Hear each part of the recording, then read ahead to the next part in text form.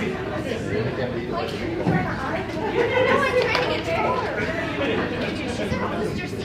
we are live, folks, at the Matsu Valley School Board, where the Matsu Valley Legislative Delegation Services are about ready to begin. Okay, welcome. We're glad to be here today at our mid-session town hall, so welcome. My name is Melina Johnson. I represent the area that we're in right now, District 11. I wanted to start today by, well, first of all, welcoming all of you and have a great turnout. Thanks for coming today.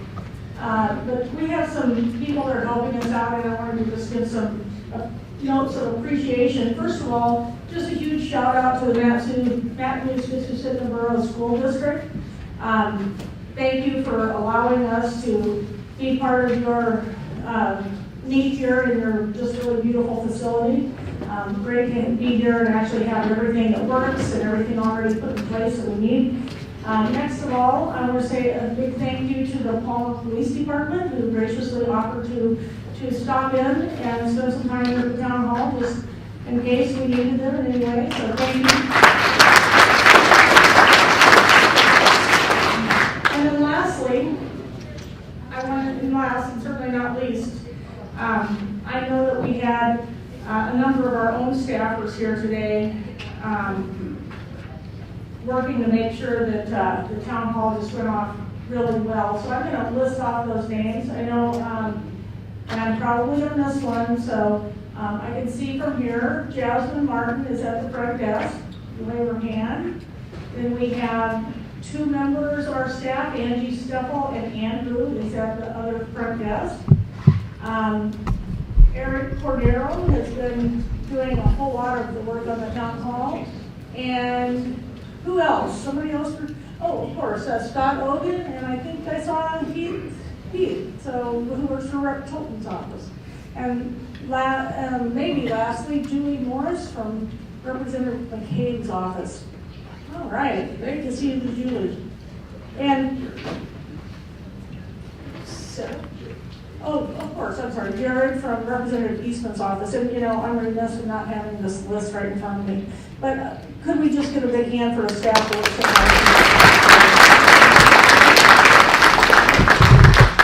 so So that was my good cop introduction. Now we get to turn it over to Senator Shallow. I give you bad cop standard. Okay. So, first of all, folks, thanks for the shift to the event venue here. It was kind of, we were having some problems with the LAO. We knew it was going to be the masking thing, plus it's kind of hard because there's not enough room. So I appreciate, like you said, the school board kind of stepping up and letting us come here. It helps. And the only kind of downside is we're kind of up here at the dice. I don't like this. I like to be kind of down there with you guys up front and then close and personal. So this was not really intentional. If we could all be down there, that's where I prefer to be. So it is what it is.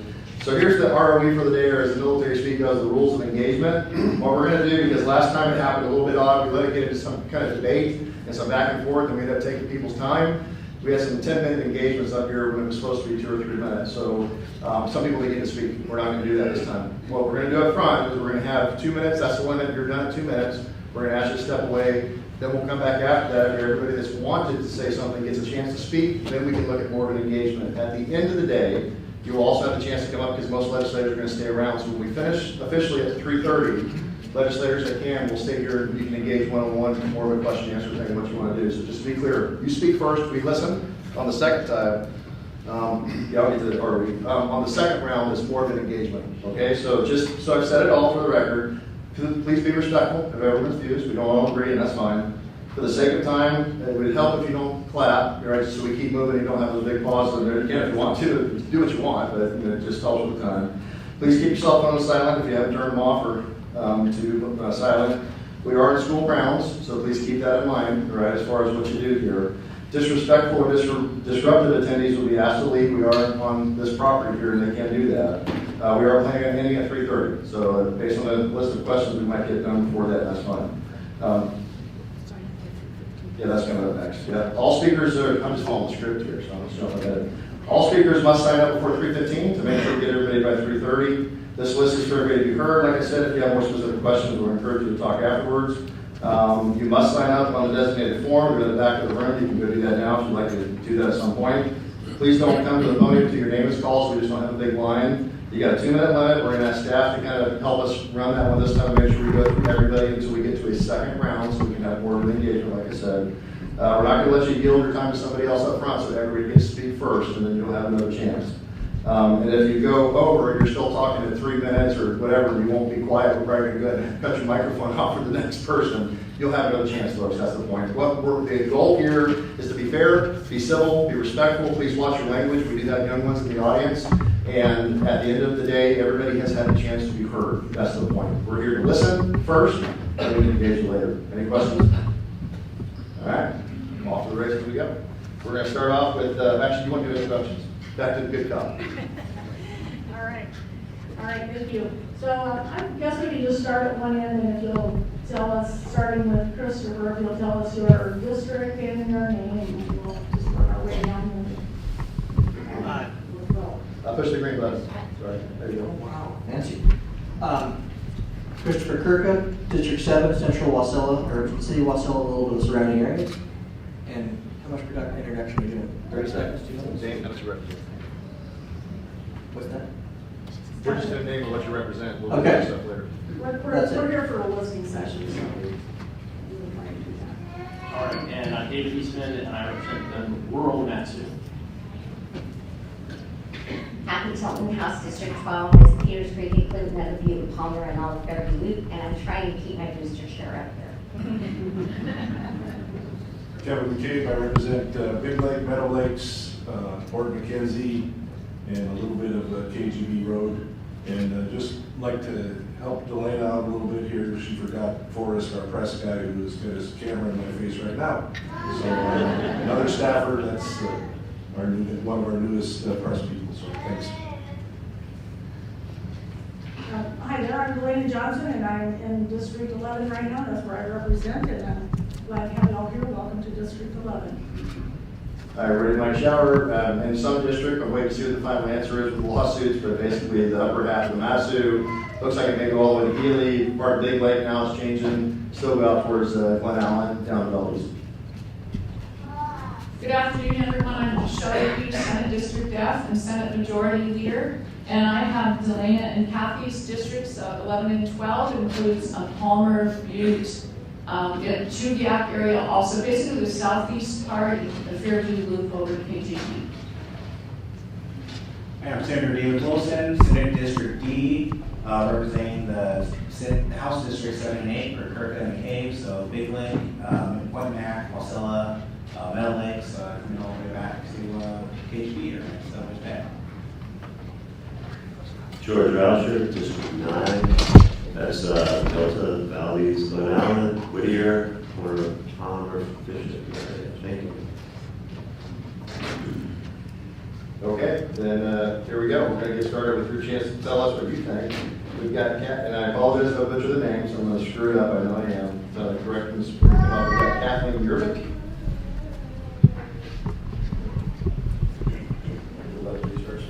And all we would ask is put yourself on the record with your name. If you'd like to say if you're representing somebody, please do that. And where you're from, it would be nice if people know. And then when you're ready, please begin. My name is Kathleen Mirovich. I'm a teacher in the Matsu Valley. Green button. Here, you can just leave it on. Sorry. I'm going to stop that for a minute. Let's just start over. So when you're ready. Okay, my name is Kathleen Mirovich, and I'm a teacher in the Matsu Valley. I hold in my hand House Bill 220, authored by Representative Hopkins of Fairbanks. House Bill 220 gives teachers, troopers, and other public servants a chance at retirement. The current system has these facts. I can work 30 years and not have enough for retirement. I paid into Social Security when I was in the United States Navy. I paid into Social Security as a teenager and with other odd jobs. I am penalized because I am a teacher in Alaska. I do not receive those funds. If my husband passes away before me, his funds are also penalized. I do not receive his Social Security. So without a retirement and without Social Security, it is a dire situation for many teachers, troopers, and other public servants in Alaska.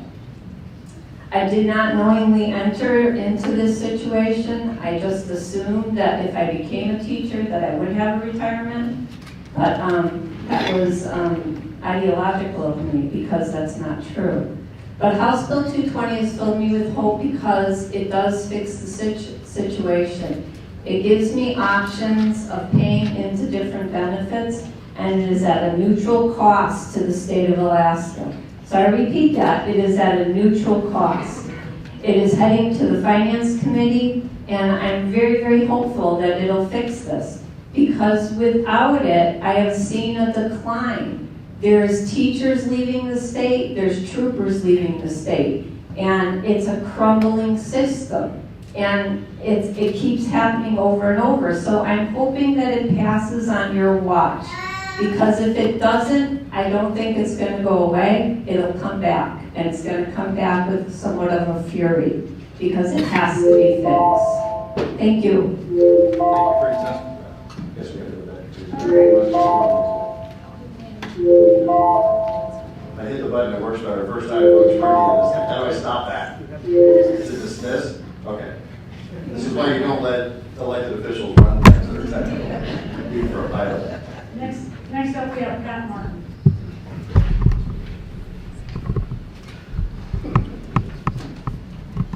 And just, we're going to do a on the deck for the next person so they're ready. And I'm Mary Obama. I'm sure that don't move on. Anyway, we're speaking next. Thank you.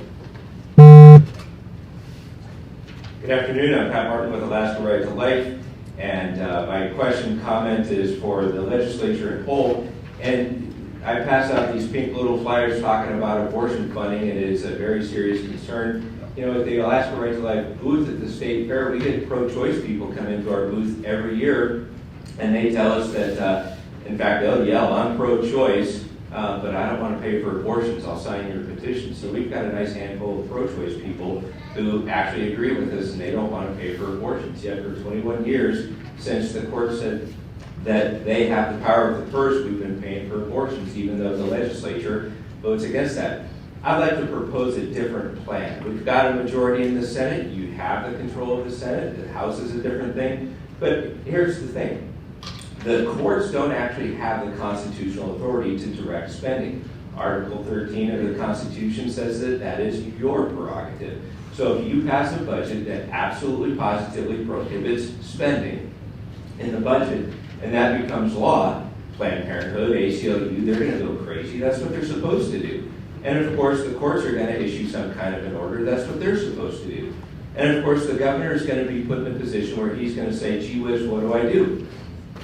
Do I obey the unconstitutional order of the courts, or do I obey the constitutional order of the legislature in statute, in the budget, and not pay for a single baby to be killed? Well, it's an election year. Who could imagine that Mike Dunleavy would actually side with the courts, Planned Parenthood, and the ACLU if you were to actually prohibit abortion funding in this year's budget? It just isn't going to happen. The power belongs to the legislature. And I am calling on you, each one of you, especially those that run as pro-life, to specifically prohibit abortion funding in this year's budget.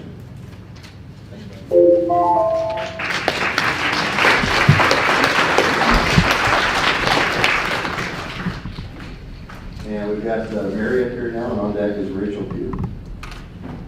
Hello, my name is Mary Yanago. I'm a local midwife and business owner. I live in Wasilla. I am here today as president of our state organization, the Midwives Association of Alaska. We currently have two bills, one in the Senate and one on the House side. Senate Bill 192, brought up by Senator Kawasaki, and House Bill number 334, brought in by Representative Kirka. And my plea is that everything will move through the committees. It's been brought up to, I think it's being referred to 3 committees in the Senate, 2 committees in the House, and I just hope and pray that it will go through those committees and be discussed and all the questions answered for it. This bill is bipartisan. Senator Kawasaki is a Democrat up in Fairbanks, and Representative Kirka here is Republican. It is important for access to care for families here in Alaska. It brings us as a midwifery profession to the national standards. That is what the legislature required of us in 2016 when it wasn't done by our board. They decided that we would be sunsetted, and we have been repeatedly brought up to the legislature multiple times now, and now we are at an impasse and we have to get it passed this year, this session. It has to go through. So I plead with you, because if we don't pass this statute change, midwives in Alaska will no longer be licensed. Our board will go away. We won't have board. You'll have just anyone can call themselves a midwife, and you don't want that. My name is Mary Onagawa, and I am representing the Midwives Association of Alaska, and I hope to see our bills go through. Thank you. We've got Rachel Pugh, and then on deck is Richard Heller. Good afternoon. I'm Rachel Pugh. I am going to kind of just expand on what Mary just talked about. I am a licensed midwife at Eagle River. I'm also the one that put this lovely bill in front of you all. I'm on the State Board of Midwifery. So I was very happy that Representative Kirko was willing to take that in the House, and that Senator Kawasaki was going to take it to the Senate. So it is Senate Bill 192 and House number 334. The importance of this midwifery bill, kind of like what Mary had just said, was it is about midwifery in Alaska. This is for all the women in Alaska to choose where they would like to birth, how they would like to birth, and where. No woman should be told they can't have a home birth or a birth center birth due to their insurance or lack of access to care. So I am one of the very few traveling midwives in our state. I do go to remote areas where other midwives just don't exist, right? So, and the reason they don't exist is a lot has to do with our statutes and regulations right now. So with this new, and it does bring us up to national standards, it will expand that. It will allow more midwives to come to our state, and it'll be better for midwives in our area to train and move to hopefully these areas that don't have midwives, so that women can choose to birth where they would like. And also I'd like to touch on costs. It will actually help reduce healthcare costs to the state of Alaska. Midwives save you money. We get paid less than OBGYNs. We charge less than OBGYNs. So therefore we can literally save you millions. So that's also another big asset to midwives. Again, if you have any questions, I am very happy to answer emails, phone calls, texts. You can contact me at any time. Rachel Pugh, thank you.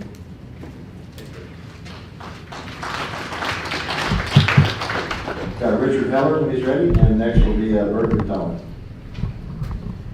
How's it going, y'all? Richard Heller, represent myself. I want to thank y'all for being here. Thank you for what you're doing. I want to reintroduce myself a little bit. I had a business going after I got out of service in 1990, and I had a successful $1 million business in Virginia in the funeral business. I decided after 9/11 to come back in the service. That's what brought me to Alaska. I came back in the Army at 38 years old, and enlisted folks know I came back as an E2.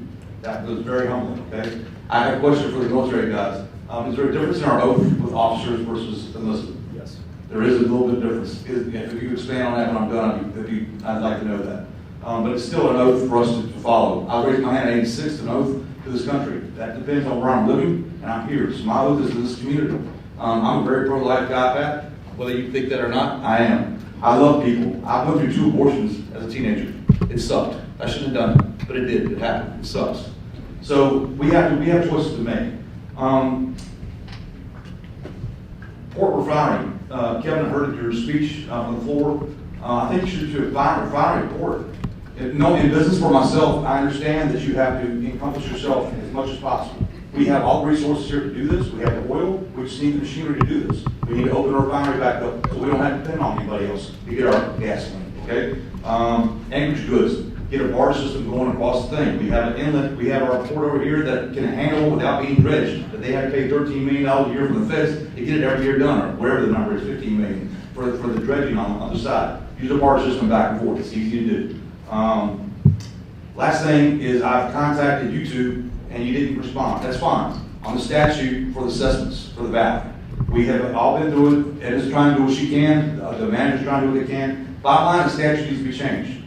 60 acres making $30 million, I don't have a problem with that. That's what's happening in my neck of the woods. But what it did was it raised my assessment value. I need paint, I need gutters on my home, okay? The people that the lady just talked about that came up that is not getting the money, and I'm just giving you just a second here to finish the thought, that came up that's not gonna have the money from her retirement, those are the people that are gonna get affected by this. Just because somebody is bringing on homes here in our valley that we need at $500,000, it raises everybody else's stuff up. And that's part of the assessment. So the statute needs to be changed. Thank you, Tom. Thanks, Richard. And we'd like to, you're up next. And there will be, like I said, just to emphasize, if you think you're running out of time, there will be time to come back and engage again. So we just want to make sure there's a chance first. Bert, when you're ready. Well, my name is Sorry, Dick Stahl is on deck. Yeah, I'm from Big Lake. I represent myself. I represent my child. I represent about 4,000 other Alaskans that listen to what I have to say on a daily basis. I'm ashamed of my legislators that are currently in front of me.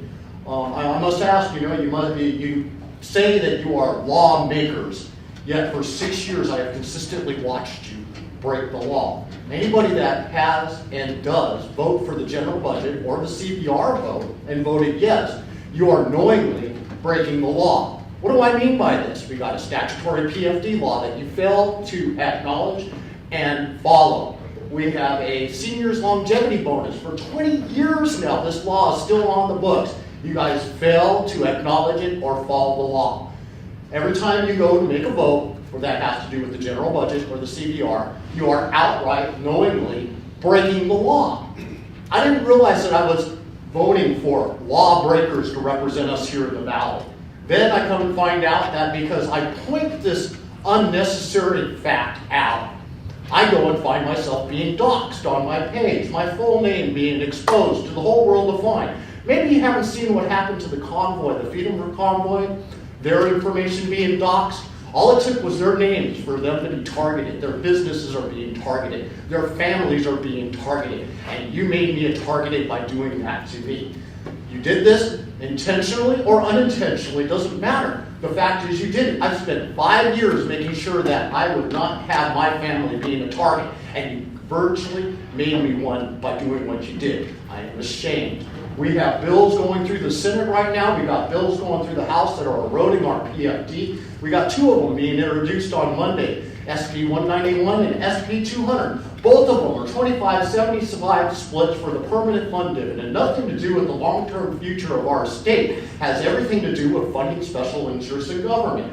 These bills happen to be made language in it. So you guys may or may not actually pay us the PFD. This is not only limited to the Senate, but also in the House, got HB 37 and we got HB 259. Exact same language, exact same thing, all being introduced by the House Finance, the Senate Finance, and the House Ways and Means Committee, all made up of corrupt legislators that have only the special interests in mind, not Alaskans, the majority of Alaskans, and our futures here in our state. Thank you.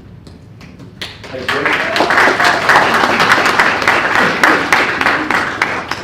I was asked to, and Dick, you're just coming up, I was just asked to remind everybody there is a sign-up sheet in the back still for talking, and there are seats on the sides for those that are standing. I'll just pass them those as I get them. And Dick, you're up. We have Ava, if I said that right, is on deck. I'm Richard Stoffel. I'm from Plummer, and I believe that abortion is the most important issue. And about 8 years ago, David Eastman enlightened me about the fact that the budget funds abortion, and I thank God for David. And Pat Martin, fighting for the babies, Chris Kirka. I know some of the rest of you are, but I just have to acknowledge them. But I got this from Pat Martin when I came in, and I love to talk about saving the babies' lives because it's the most important thing. Can you believe it? We're still innocent in the ground, defiling the ground, and our budget is funding it. How do you think you can have an economy that's going to do any good when you spill innocent blood in the ground and give the devil more and more power? That's what happens. So 1,460 taxpayers funded abortions. No abortions, no matter what. That's just the title. But thanks to the Alaska Legislature and the Governor Mike Dunleavy, Alaskans have paid Planned Parenthood to kill more than 1,460 Alaskan babies since 2018. And Alaskans will pay Planned Parenthood to kill more than 500 Alaskan babies in 2022. Will you elect representatives to vote for a budget that condemns more than 500 Alaskan babies to be murdered again? This part here, unbelievable with that. The Bible is clear. God made man in his own image, Genesis 1:26, and instituted government among men to protect innocent human life.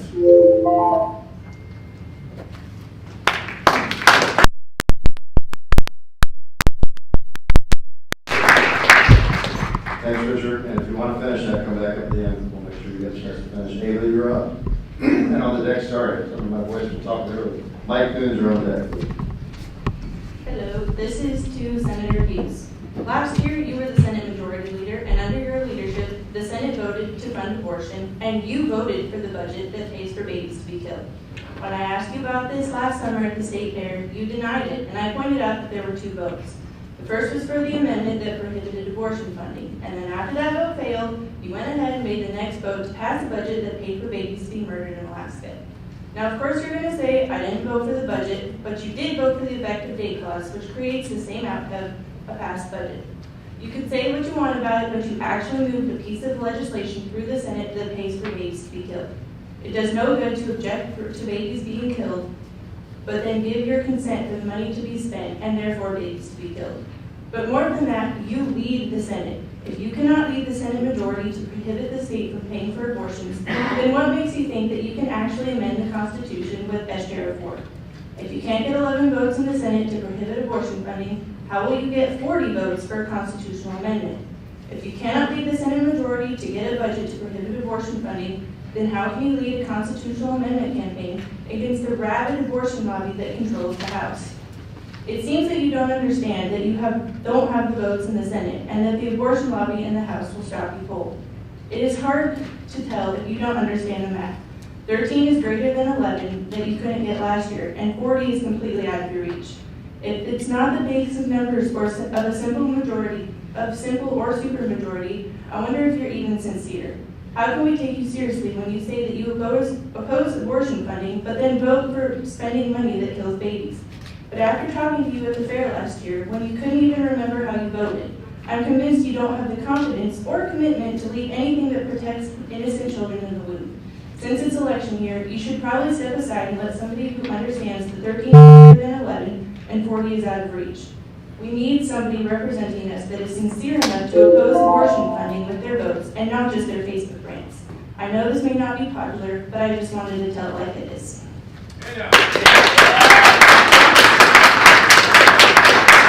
Mike is up and Kendall Cruz is next. Just a reminder, if you would, please state your name. I didn't ask for the last one, just so everybody knows who you are. If you represent yourself, that's fine. You can say that and where you're from. It's just kind of a public record thing that helps. Thank you. Mike, Thank you, Senator Chowder and all the representatives. My name is Mike Coons. I'm speaking for myself. I live here in Great in Palmer. Delane Johnson is my representative, and Shelley Hughes is my proud senator. I am an oath keeper. I got 2 things to talk about. First of all, I am an oath keeper. Like many others, I took the oath to support and defend the Constitution against all enemies, foreign and domestic, from 1971 to 1987. I support David Eastman against the vicious attacks for his freedom of assembly and freedom of speech. I thank the House minority members for supporting him. I really do. Second, Byrd's attack on Senator Hughes is over the top. He was not doxxed. That is way above name, which was not done. He deleted Senator Hughes' remarks on his Facebook page. Freedom of choice is for all, including senators and representatives, and we have to stop the circular firing squad. Thank you.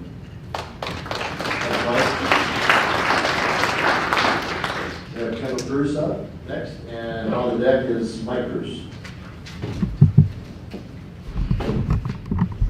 Hi, my name is Kendall Cruz. I'm representing myself. I'm a healthcare provider for almost a decade in rural Alaska, and a mother and a Christian. And I think one of the most important things that is facing our state is the segregation and discrimination that has become extremely normal and absolutely horrific in the healthcare industry. I was fired after working through the pandemic, not given a single religious exemption through this facility. No medical exemptions were adequate. Working at a new facility when the CMS mandates came through, they said that religious exemptions would probably end you in months of being put on leave, likely to be reviewed at any time, and denied for any reason. Those who pursued it need to be ready to be separated. We're at my facility's at a 99.9% vaccination rate. I work 100% remote, and I am constantly harassed. I cannot begin to tell you the importance of SB 156. It is putting into action the things that we are already protected. Our inherent rights, our civil rights, our rights to privacy have been suspended, which makes them a privilege, not a right. I would call on all of you to support that. I understand there's difficulties in the House, but thankfully it's an election year and we can blast everyone who votes no all over the place leading up to the election. I would also ask that you add teeth to it. People like myself don't have unlimited funds to fight hospital systems in court forever, which is another tactic that I was privately told. I also have friends who are nurses, single income families, that won't come speak here because their hospitals force them to sign documents saying they will not speak against vaccine mandates, mask mandates in public or privately, honestly. This is crucial that we stop the normalizing and go back to our civil rights and our inherent rights. Otherwise, we have nothing. We have privileges that the government, the lawless government, can take away at any time. Thank you.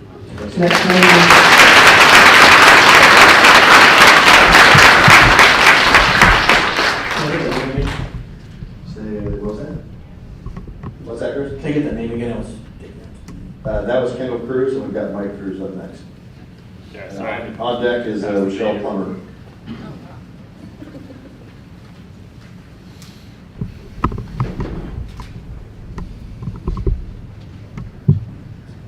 Hi, I'm Mike Cruz. I'm Kendall's husband. Just following up on what she said. One of the big things about the SB 156, I believe, about the COVID restrictions that I've heard a lot is that government doesn't want to tell business what to do. And that is a inherently weak argument. The government tells business what to do on a daily basis through licensure regulations. I just passed the National Home Inspector test, and I have to get licensed, bonded, and submit all of that proof of payment before I'm even allowed to start work. So the government tells business what to do every day. But the main thing about this early treatment, because it's not a sterilizing vaccine, it doesn't prevent transmission. Therefore, it does not have the impact that we're claiming that it does.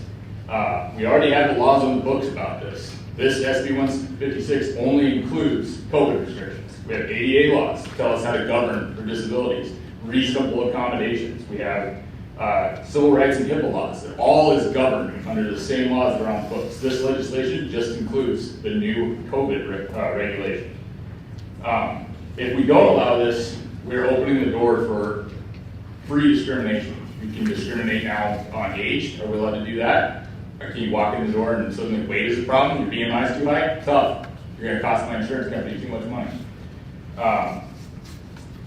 If it was true that the government didn't tell businesses what to do, we'd have to deregulate everything.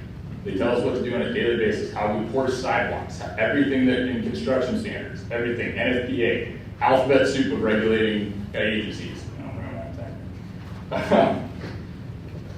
Again, it's pretty simple. We enforce the laws that are on the book and apply them to COVID. We have all the tools at their disposal. One thing that's said on national news is we're going to pull every lever, utilize every tool. You have them. Use them. We already know how to handle this. So thank you for your time. Appreciate it. Thanks, Mike.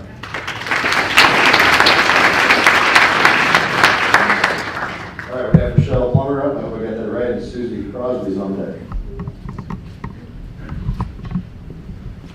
And just a reminder, name, who you represent, if anybody, and where you're from, if you can. You guys are doing great. My name is Michelle Plummer. I own Matsu Farm Co-op. I think I'm in Senator Hughes' district. We live in Mrs. Tilton's district. I support 30 farmers across Matsu and around the state. We put fresh eggs in 5 grocery stores now. We move a lot of local milk. And recently you guys have received an email from my husband regarding the problem with EEC. I encourage you to take a look at that because we're going to have a conversation about ag in Alaska and how it dramatically affects everyone in this room. To be short and keep it sweet, I would encourage you to support and promote every farmer you know of in your district. The only way we can move ag in Alaska and is to create community. You take somebody like me who has put together a program to get farmers and neighbors growing food. I have no minimum for the people I support. Anybody can bring me food. We'll look at the regulations and consolidate their production and put it in our local grocery stores. It's not going to be Walmart. It's not going to be Fred Meyer that are going to change the food problem in Alaska. It's going to be Three Bears. It's going to be Natural Pantry. It's going to be Mike's Meats in Eagle River. It's going to be non-essentials in downtown Palmer. The people that understand and support local ag. So I challenge you to find out who is in your community and who's moving food, who's in food production, and support them on your Facebook pages. That's how you create community. It doesn't cost the state of Alaska a thing. That's all I got.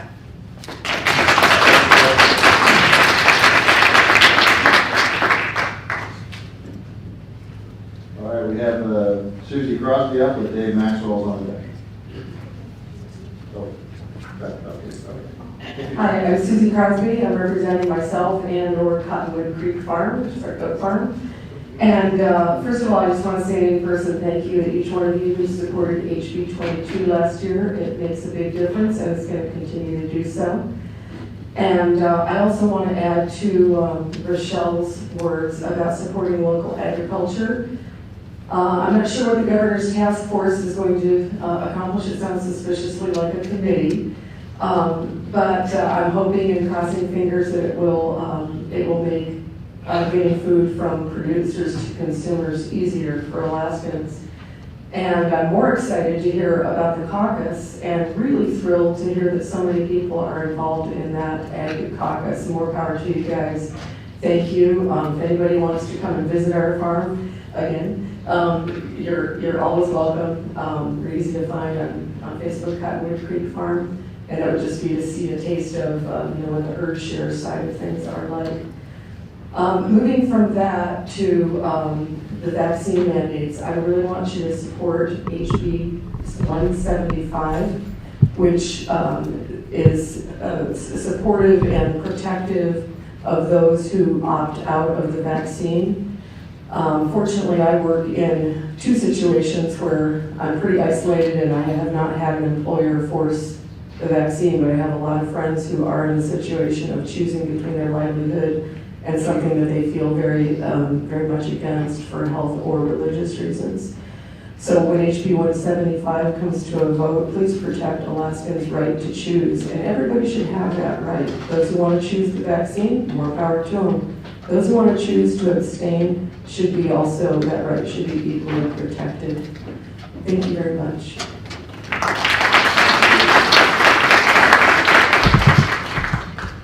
All right, Dave, you're up. And we've got Candy Miller on the deck.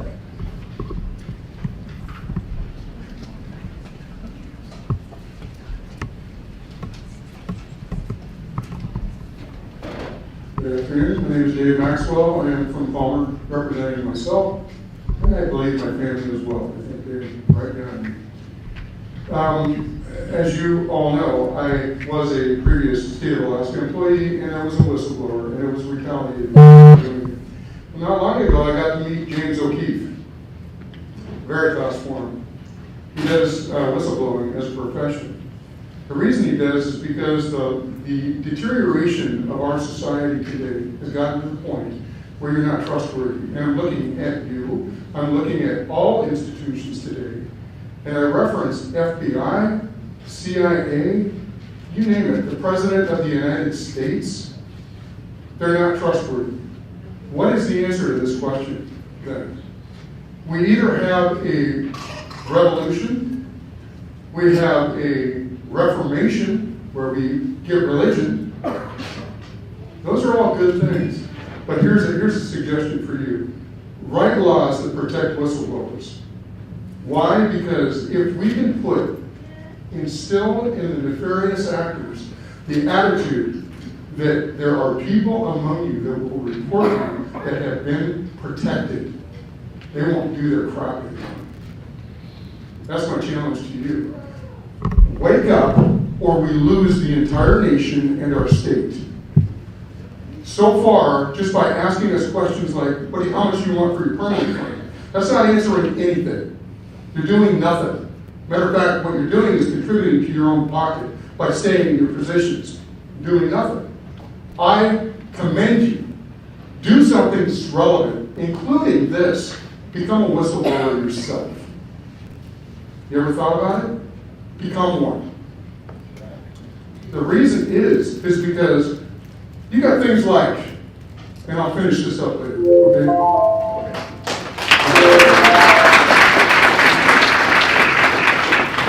Hold that thought, David. Come back up. Candy, you're up, and we have John Miller on deck. Just talk or push a button? Okay. I'm Candy Miller, District 9, which is now District 29.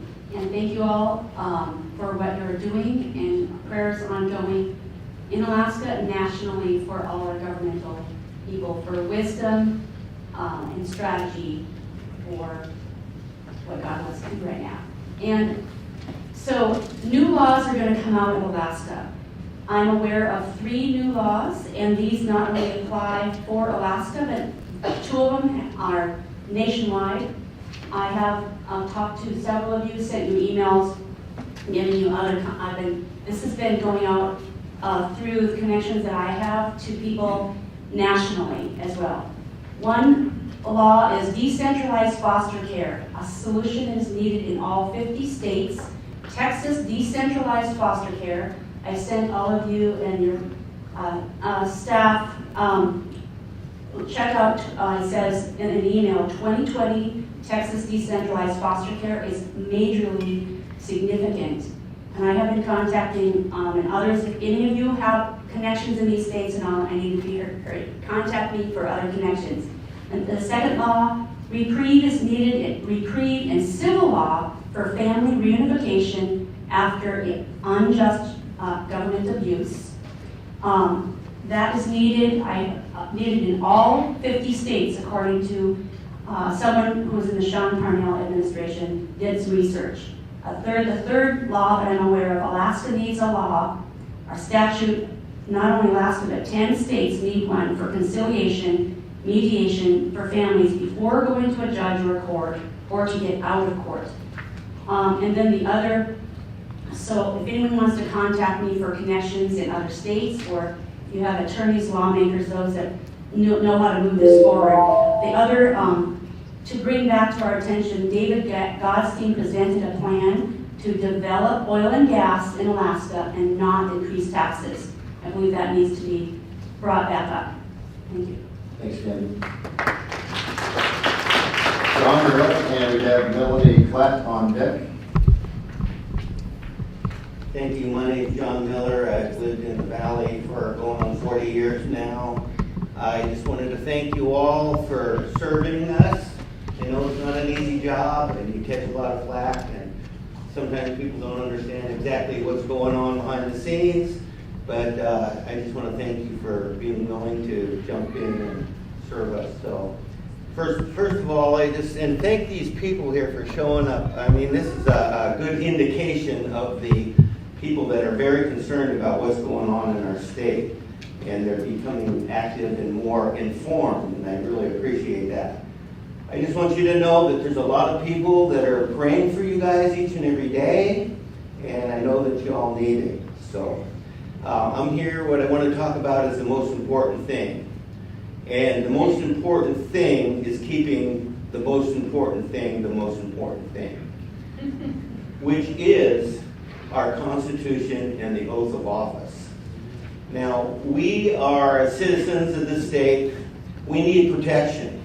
And we hire people to protect our life, our liberty, and our freedoms. You are those people.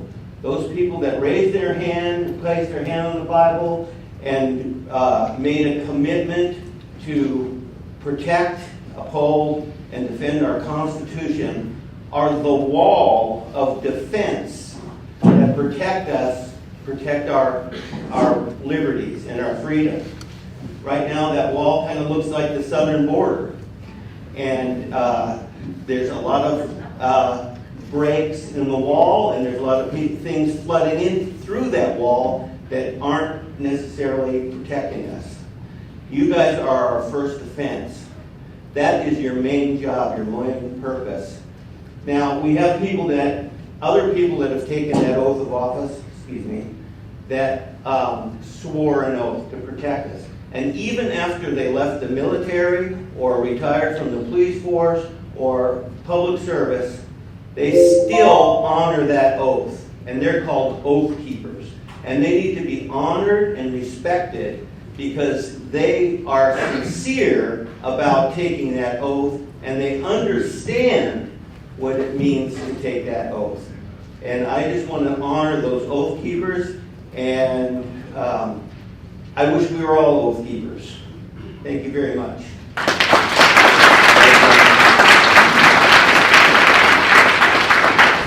Just as a reminder, as Melanie comes up, remember you can go back and sign up again. The intent's not to limit it, just to make sure everybody had a chance first. So if you want to go back and re-sign, feel free to do that. Melanie, you're up, and we have Heather Hernandez on today.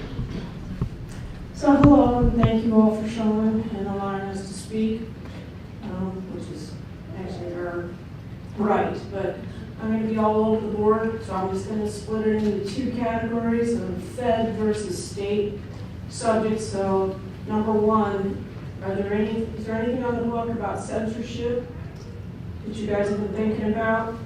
So I'll do the federal first. Two, have all you folks heard about ESG that the feds are thinking about doing? It's the environmental and social scores, which will have a huge impact on businesses and individuals. I encourage you to look at it. Number three, are you aware of my understanding that the GOP on the Senate Banking Committee for Fed level walked out, and I'd kind of like to know what that's about.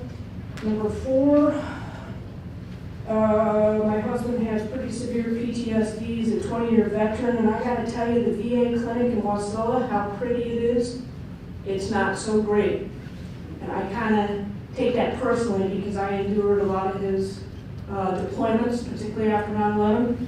Number five, if I can find it, it must escape it, so I'll go to 6. At any rate, Ron Johnson, Senator from Wisconsin, has had an excellent medical panel of people in the United States as well as worldwide about the vaccines. I encourage everybody to look it up. It's phenomenal. One American News has been showing it. Number 7, if I can find it. Back to the state stuff. So the election bill, nothing matters except our elections. We have to have integrity. I know it's held up. I know a little bit of it got passed, but if we don't have elections, we got zip, as well as the Constitution. Number 8, I encourage you folks to look into the BlackRock company. It's messing with the funding for state employees, and I'll finish next time around with my thoughts on the gas pipeline, or that lack thereof, because it's appalling we don't have a gas pipeline. Thank you. You, Heather? I am. I lost track. So Heather's up, we've got Dixie Banner on deck as well, in order. Please begin with Heather. My name is Heather Herndon. I'm fourth generation Alaskan, and I'm going to have to insist on something that's very unpopular. I'm going to have to insist that everyone who gets the PFD, the permanent dividend fund, have to put their name in the hat for jury duty. Yesterday, Governor Dunleavy brought up that it was all right that we could have ivermectin HCQ. Every elder that we have taken to the hospital, including my father, for respiratory illness, was given remdesivir, which caused kidney failure. He was put on a ventilator, and it's 85% death rate Medicare. And I already spoke to Governor Dunleavy about this, and he has done nothing. I can't see how he doesn't know when he's been spoken to. He certainly has the death certificates. He certainly has the Attorney General's ear. He certainly has hired, appointed doctors in. Okay. I know of at least 4 people that this has happened to in Alaska. And I need citizens and state nationals to sign up for jury duty, because it's the only way we're going to get justice without a war. Okay? Thank you very much.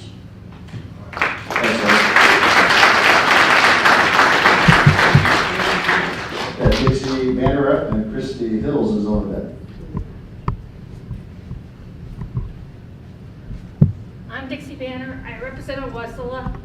I'm also a parent, a Just a little closer to the microphone. I live in the Valley. I reside in Wasilla. I'm a Navy veteran. I'm American, a mother, a grandmother. I've been working on 25 years, working with you guys to see change in the family court system with shared parenting, which is HB 13. I've talked to you guys many a time on this. And basically, we have all these social values have gone downhill. We have crime, we have you need to come back to the place. First and foremost is honor your oath. You have to demonstrate accountability, truth, and respect to all of us.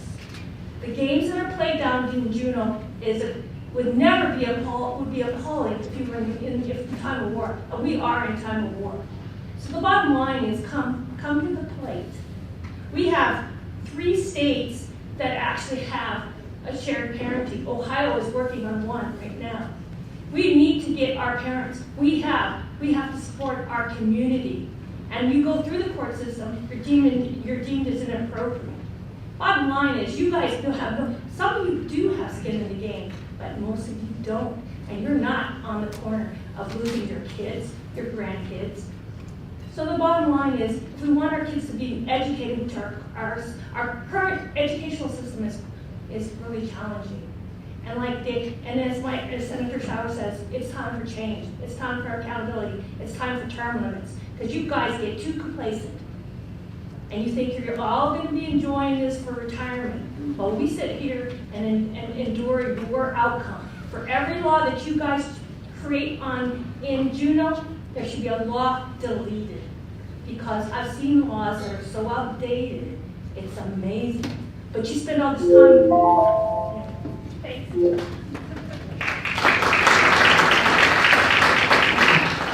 guys doing better now than I am stopping. You don't have to a couple seconds to finish your sentence. Okay, folks, you just don't want to go 3 minutes. So, okay, I think we have this is Christy? Kirsten Hills. And Carol Carmen's on the deck. When you're ready, go ahead. Okay, so my name is Kirsten Hills. I live in Big Lake. I'm here to represent people who have been harmed by the COVID mandates that our legislators seem to go right along with. I've seen several bills that have been going through, one of which is the vaccine bill. It does nothing to protect someone like me who can't wear a mask.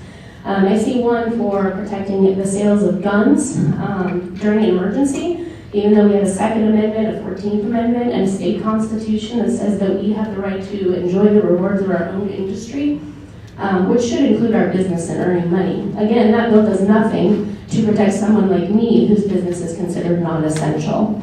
So I did notice one bill that's going, SB 119 by Senator Reingold, that requires elected officials to read the Constitution and the Bill of Rights. It was very concerning to me to see that Hughes asked to have the Declaration of Independence removed from that reading, and then Myers and Holland voted right along with it to remove it.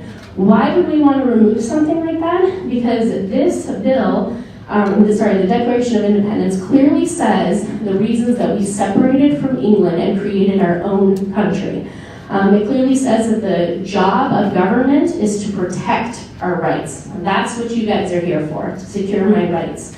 It also says that when tyranny occurs, it is not only the right of the people, but it is the duty of the people to overthrow the government and to set up a new new government that is founded on the securing of our natural human rights that are God-given and not given to us by any government. Perhaps there should be some type of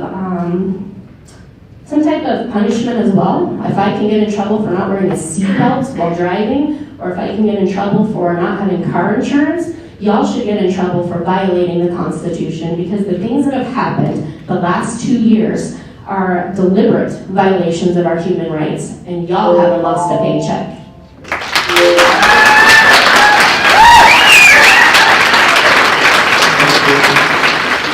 We have Carol Carmen up and somebody next over there. I'm not sure who it is.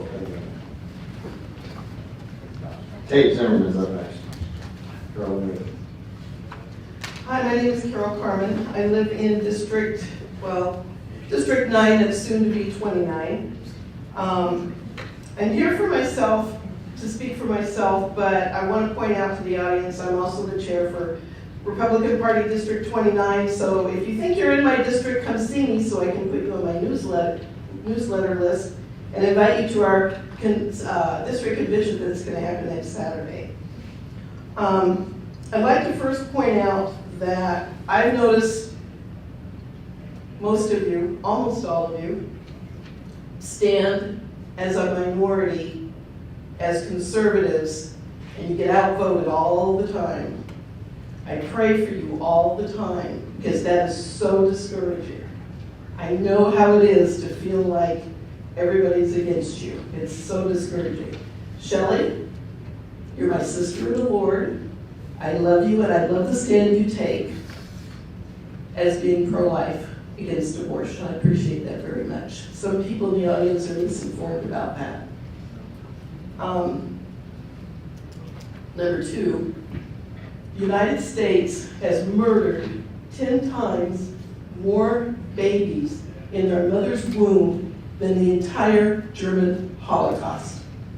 10 times more. I believe this country is divided because of that. It clearly says in the Bible that if believers will humble themselves and pray and turn from their wicked ways, that God will hear our prayers and heal our land. That's how we get rid of the division. It's our responsibilities as believers. I didn't plan to talk about that, so I may have to sign up a second time. My time's out, so I'll come back for my third point.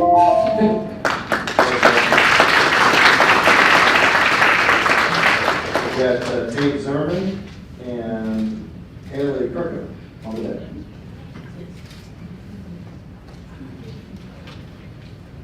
Tate Zimmerman, Wilson State District, and father, I have 6 children, pastor with Valley Reformed Fellowship. I am here, there's a lot of things we've talked about, and obviously a lot of things in voice, and I know this issue's come up multiple times, but I think it's important, and it really should be the most important issue that is on the table right now.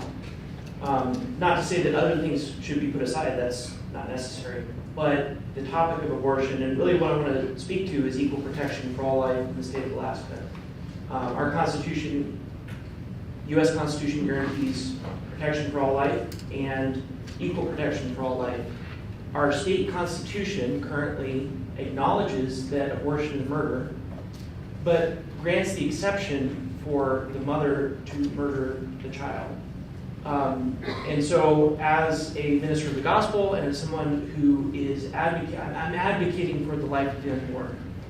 And the effort so far outside of, we have a bill on the table, HB 206, I believe is that correct? Is the Life at Conception Act. It provides equal protection for all Alaskans from the womb, in womb, and all Alaskans. It repeals the bad portions of our current exceptions to that and protects innocent life. And sadly, those that are running on pro-life campaigns, those that call themselves pro-life, are not getting behind this bill, even though it is a very, very, very solid bill, and it needs to be backed by those that call themselves pro-life. We need to, read this bill, co-sign on this bill, and not just put a signature, but actually get behind this bill with force, get behind this bill with some zeal. So, thank you.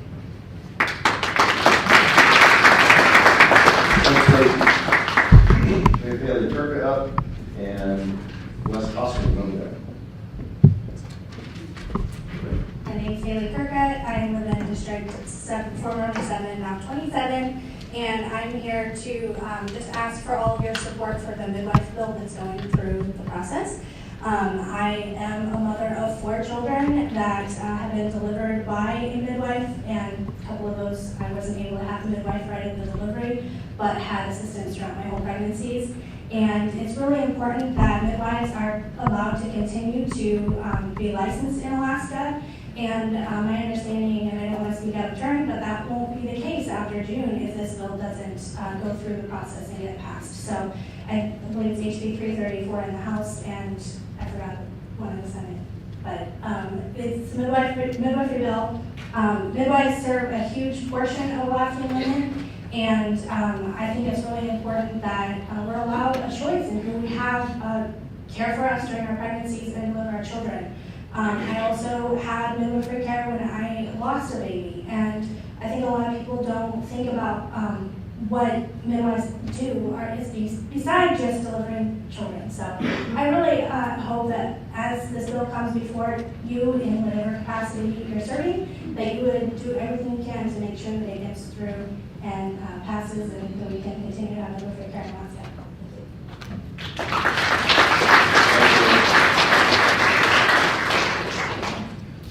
We have Wes Hoskins up with Benjamin McIntyre on the deck. Greetings, legislators. My name is Wes Hoskins. I'm a resident of the Butte neighborhood, proudly represented by Shelley Hughes and Kathy Tilton. I'm the executive director with the Matsu Trails and Parks Foundation, and I'm speaking on behalf of my organization and its board of directors. We support the concept of the Alaska Lawn Trail. When it's finished, it will be a world-class braided system of trails to connect 500-plus miles of Alaska's iconic terrain, diverse communities from the Pacific to the interior, inspiring Alaskans and attracting visitors from all over the world. We're working with a coalition of organizations along the route from Seward to Fairbanks, and the Matsu is an integral part of this project. In 2021, the Matsu Assembly passed a resolution of support for the Lawn Trail during the GO bond process that ultimately did not pass. There are 2 projects that I'd like to highlight that Alaska Trails and partners have submitted into CAPSAs for the legislative session and to be included in the capital budget. One is the GPRA Government Peak Recreation Area Traverse, also connecting a trail called the Little Susitna Loop in Ski Resort, and also planning money for a trail that will extend from the Matsu River Bridge through Plummer Hay Flats and hopefully ultimately end at Settlers Bay Coastal Park. These trails could also connect to the proposed Matsu CPB Visitor Center. I hope that you can support these projects, and we'll love to follow up with you in the future and hear what you think about your ideas and how we can help invest in outdoor recreation in the valley. Thank you so much. Thanks, Wes. We have Benjamin McIntyre and Denise Bowen on the deck. Good afternoon, Benjamin McIntyre, District 9, and representing myself, at least I'm pretty sure I'm District 9, since I got Representative Rauscher's email about this. I wasn't actually expecting anyone else to bring up the issue of ESG. That's what I wanted to bring up today. I am personally very concerned about it. I recently started looking at banks with the knowledge that at some point an ESG score could get applied to myself and my ministry. That's a problem, because I know some of the things I believe and would probably be teaching on would be things that would wind up being applied to my ministry and ultimately depriving me of the opportunity to do banking, quite possibly. Now, for those behind me who are not familiar with ESG, I would strongly recommend do some research on it and specifically look at sources that advocate for ESG. Those are perhaps more telling even than some of the groups that are railing against them. Because to me, the ones that are advocating are more concerning. Some things are saying, such as one article I read, I wasn't planning on speaking, or I would have brought a link to it, that banks can actually use ESG as a way to encourage certain behaviors in their customers. I don't believe it's a bank's job to encourage my behavior. I have a higher source for that. So it is my understanding there are certain states that are starting to explore options to restrict or prohibit the application of ESG scores by banks that do business in their states. I would like to encourage you to start considering a plan to implement something like that here in Alaska. I would imagine many of those behind me and others that do business here would appreciate that. Thank you.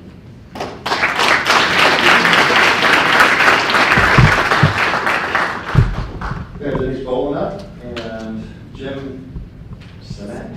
Thank you. When you're ready, please. Hi, my name is Denise Bowman. Please don't look at my shirt. I am not representing the people that I work for today. I just happen to be here from work. I wanted to talk a little bit about food security. I hadn't planned on speaking at all, but I saw your little flyer down there. I have worked in the greenhouse business for years. And in the last 12 years, I've seen an uptick in the number of people that come and actually sign up for our classes to learn how to grow their own food. In the last 2 years, that has more than doubled. In fact, I just got done doing a class this morning teaching a room full of people how to plant seeds for the very first time. I would like to say, I want you to remember that everyone in this room is here as a courtesy to you. You're not here as a courtesy to us. I have very little faith in what I see happening in Juneau today, but all of that aside, our food security is a big deal up here. Does anybody have the actual percentage on what percent of food Alaskans grow? Can you answer that question? How much? 5%. 5%? It's getting less and less and less. Actually, Susie Crosby came and taught a class on goats where I worked with people this last week. Hopefully we can get her back to teach us how to make cheese and other kind of stuff. Your job is not to tell us what to do. Your job is to help us. There are very fearful people in this valley, and if you think they're not afraid of their food security, please come to one of my classes. In fact, we'll be doing classes every Saturday till the end of March. Every time I say, why are you here? They say, because we're afraid of what is facing us in the future. I think this is much more important than maybe you guys give credit to. Probably a lot of you don't have to worry about where your food's coming from. You make enough money to go running out and buy whatever you want. Not everybody has that. Please take this seriously and please spend some time on it. Thank you. That county raise on the deck, and by the way, from the Division of Ag, we grow $40 million worth of the $2 billion we consume every year. That's what we told. We're a little short. I'm Jim Fennick. I've been in Palmer for 52 years. I drive back and forth between Palmer and Sutton every day for the business I own up there. And I'm utterly appalled that this government is going to let the DOT leave that Moose Creek Bridge where it is, instead of putting it down through the canyon where it's been known for 50 years it's going to go. Now they're claiming that they're going to put the bridge right back where it is, and they're going to leave the hill and the curves and everything at the bottom of this thing. You have almost 100,000 gallons of fuel that go through every other day going north to Glen Allen on these tankers. You get another spill down through that stuff, you're going to have to pay for this. Somebody's going to end up paying for this thing. But to leave that hill like it is and then turn around and let them guys climb back up that in the wintertime, is appalling to me that the DOT is going to get to do this thing. And then for a second thing, I got a general contractor. We're doing the bridges on the Parks Highway from Sheep Creek, Goose Creek, and Montana Creek. State of Alaska in our contract has demanded that we put out 2,000 hours of apprentice on these jobs. I don't know how the Department of Labor can tell contractors that they have to join a union to put apprentices on the job. So we split with the general, with the bridge builder. They take 1,500 hours, we have to put 500 hours. But if we have to join the labor's union, every labor on that contract has to stay there throughout the whole contract, not just for the 500 hours. And I don't know how the Department of Labor and the legislatures have agreed to let that happen here. And it has happened in the past numerous times. So if you want us to become union, you're going to have a battle on this thing. The Blue Street Bridge is the most important of all this on this because it affects everybody sitting here and everybody behind.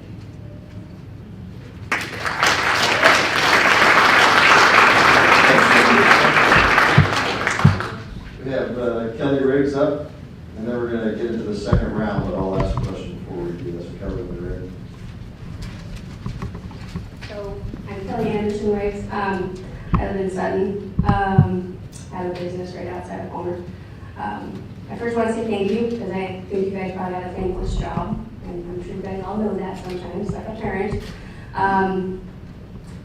And you already know all the issues, I'm sure. I'm not going to go through them all, but I do want to implore you to possibly get on Telegram and to look at Representative Eastman's Telegram channel, because the one thing that it does represent is so many people all over Alaska. You have Juneau, Fairbanks, the Matsu Valley, remote areas, and people can freely chat. There's respect to and from.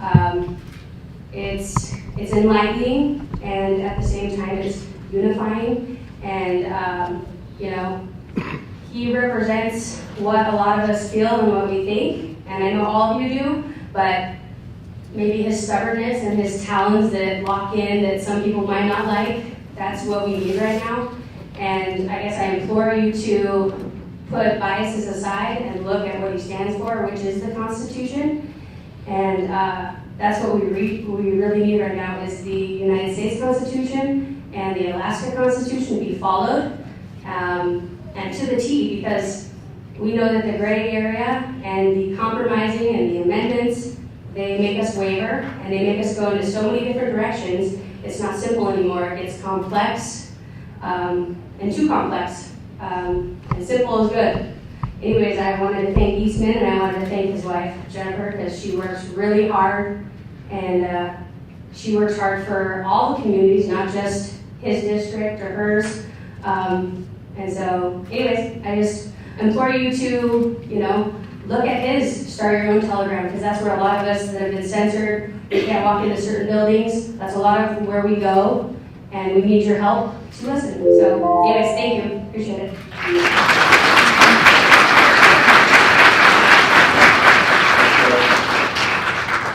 All right, we are on to the yellow sheets, which means everybody that was signed up initially, we're on to round 2. So here's my question for you before we do that. Is there anybody in the room that has not spoken yet that would like to come up before we go to people speaking a second time? Okay, we have some now. And if that's fine, come on up. Those that have not signed up yet, and I'll just call up the rest of them in case. Then I call your name, that's fine. I want to make sure everybody's had a chance first, so go ahead. You're on deck. Yeah. So, yes sir, come on. I'll get the names of whoever we have in the group. Hello, my name is John McNeely. I actually learned about this about 3 hours ago. Tate told me that this is going on. Tate zoomed in back there, and so I bring my 3 kids. I guess I'm in unit or District 29 now because of the redistricting. I don't even know if we got a representative right now, but Eastman was my representative. Despite the establishment's attempts to get him unseated last election cycle, I've said no thank you and put him back there. And as the lady who recently just came up here, very much support him, his perspective on things. There's a lot of us out there that do. And I know you guys are kind of the minority, get a lot of, some of you guys have, most of you have conservative leanings that aren't popular in today's culture and society. But the one thing I want to come here and say to you guys is understand the idea of interposition. The idea that it is your job to stand between tyrants and us. That is your job. Like, your job is to stand for the rights of the unborn. Abortion is murder, period.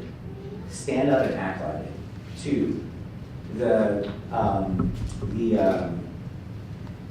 vaccine mandates and the crap coming out from the CDC, they flip-flop worse than fish on a freaking Kenai. It's ridiculous. Stand up and say no. Like, interpose for us. Like, I've got 6 kids. I represent my family, like the Constitution originally was written in this state, or in this country, that a man represents his family. I'm here to represent my family.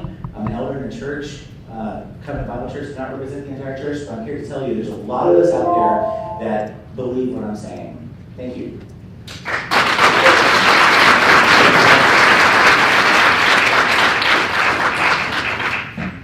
Good afternoon, everyone.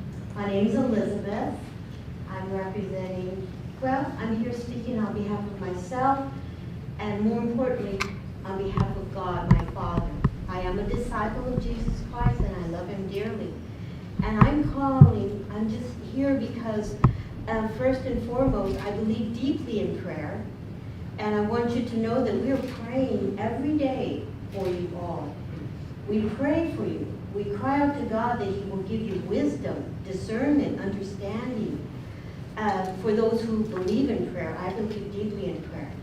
And for those of you here today listening to us, concerned citizens here, we know that it's difficult, and we want you to know that we support you. And I also want to remind you that you too can get on your knees and ask Father, your God, who hears you. The Word of God says, the eyes of the Lord search to and fro throughout the earth, showing himself strong on behalf of those whose hearts are committed to him.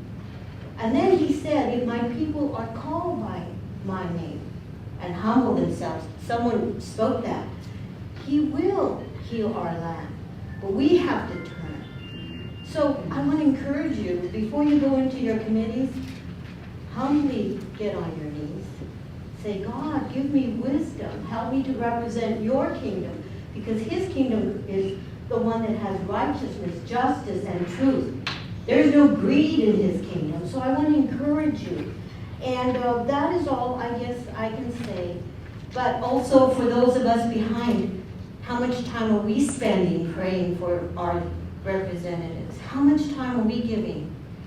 I truly believe that all of us can give more. So I just want you to know that, and because I feel God right now, he's weighing everyone in the balance. Everyone. He's dealing with our hearts. And so thank you for letting me hear. And thank you, Dave, that whenever there's somebody that comes up against you, you never speak bad about them. And I think that that's one of the fruit of the spirits, which is long-suffering. So God bless you. Thanks, Olivia.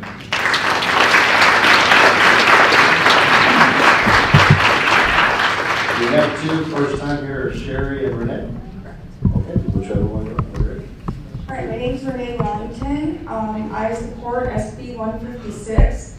I've been in the healthcare field for just shy of 30 years. I am not an anti-vax, but I do not believe anyone should be required to take an injection just to be able to work and support themselves and their families.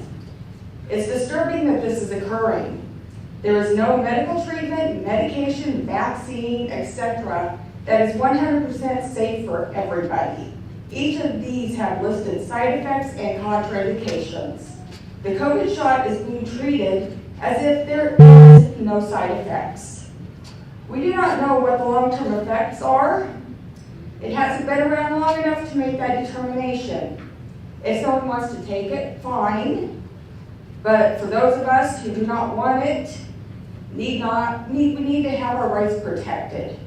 The medical profession has had shortages of workers for as long as I have been in the field and even longer. There are those that are willing to retire early, even be fired or leave the state. The state can't afford for that to happen. We have as much of a right to make our home health decisions as those we care for. Thank you.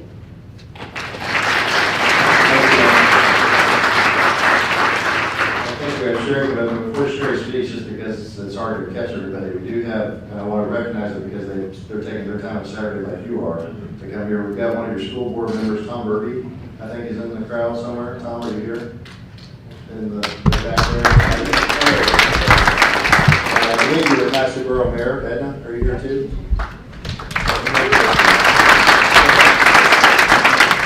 Because accountability matters, and ma'am, when you're ready, on the record, please. Well, I had to come all the way out here because we messed up on Monday, so here I am. But I just wanted to say thank you for this opportunity. It's nice to see you, Dave, Krista, Christopher. I have so many things on my mind. I don't know how I can do it in 2 minutes, and I don't know if this is the right forum, but I wanted to get it out to you. We have something so horrific happening. Right before I came, I watched video of women being thrown to the ground and beaten because they were standing up for freedom to our neighbors to the north. Whatever pressure you can put on to our representatives, our national delegation, why aren't we doing sanctions against Canada? This is ridiculous.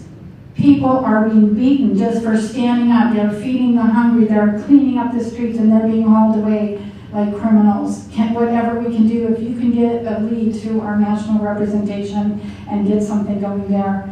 Additionally, I'd like to piggyback a little bit about what was being said about this pandemic.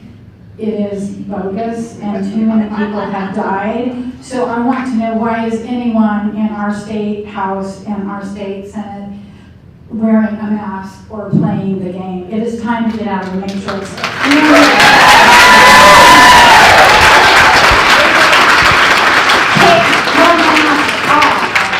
Stand up for yourself. It is not time for anybody that's faint of heart to be our representation on any level, and it's time to power up. And also I want to talk about, I don't know what you guys can do to help us, but we have a serious issue that no one is talking about. Our port is crumbling. And I know our city assembly, and I'm from Anchorage, unfortunately, don't hold it against me, but our port is crumbling, and I'm getting scared because you realize what will happen to this state if our port crumbles? We won't have any way for the ships to unload. We talk about food insecure. That's going to change it to a whole other level. Whatever you can do to get some pressure on, wherever you need to do it, we need to do something with our port, and we need to do it now. There's already holes in the port. And if they can't unload, we won't get anything here. So please, the PFD, I don't want to see tax increase because they're just going to take it, the PFD will pay people's taxes. Find another way to cut the gluttony and hold people accountable for what they're doing in this state. And I don't know, I have a whole other list, but I think my time is up. But please hear me and please help me. David, Christopher, Mike, thank you. I don't know the rest of you very well, but please know that we're praying for you. We support you. We need you. And let us know how we can help you do your job. And let's make a change. And let's get our freedoms back. Thank you.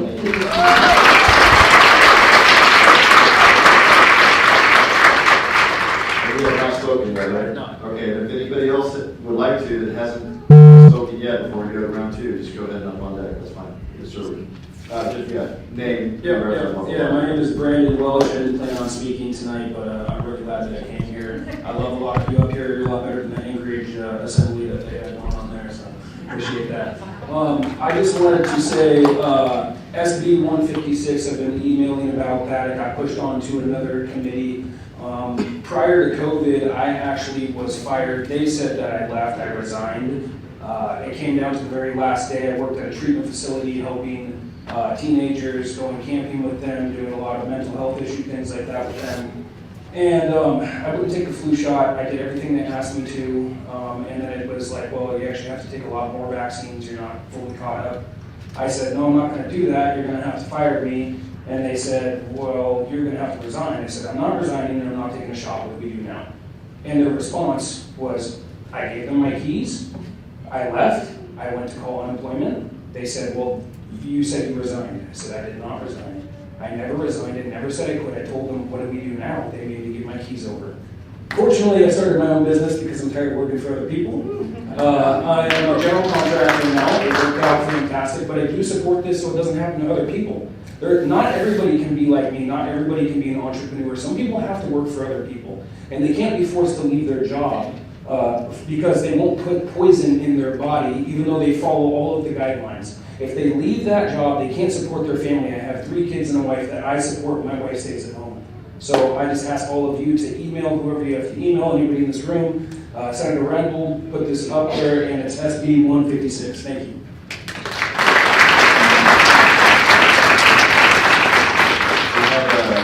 Okay, well, we have somebody else, and then Joel Sigmund is on deck. That's our first time as well. So when you're ready, if you would just give us your name and who you represent, please. Thank you. My name is Tawny Boothby. I represent myself and my family. I had not planned to speak today, but I would like to say to whoever the gentleman was that spoke really early in this session about being a part of 2 abortions, I really want to say thank you to you, because I help facilitate abortion recovery classes at the Heart Reach Center, and it's devastating to people. And I need you to understand how devastating it is. There's so many options available to us now, and I'm really in support of making sure that we protect our lives, our human lives, born and unborn. I also support Senate Bill 156. There's been a lot said here about this, so I think I'm just going to leave it at that. But I do want you to understand, talking about abortion, I had an abortion when I was a teen. Okay. My only potential child, I never had a child after that. And this is a very difficult topic to talk about. And I know that my current representative, Dave Eastman, very supportive. I expect to have a conversation with Mr. McCabe, who apparently will be my new representative. What I want you to understand is abortion is a very hidden item, very private, personal, and most people feel shameful about it. There is freedom in Christ from that.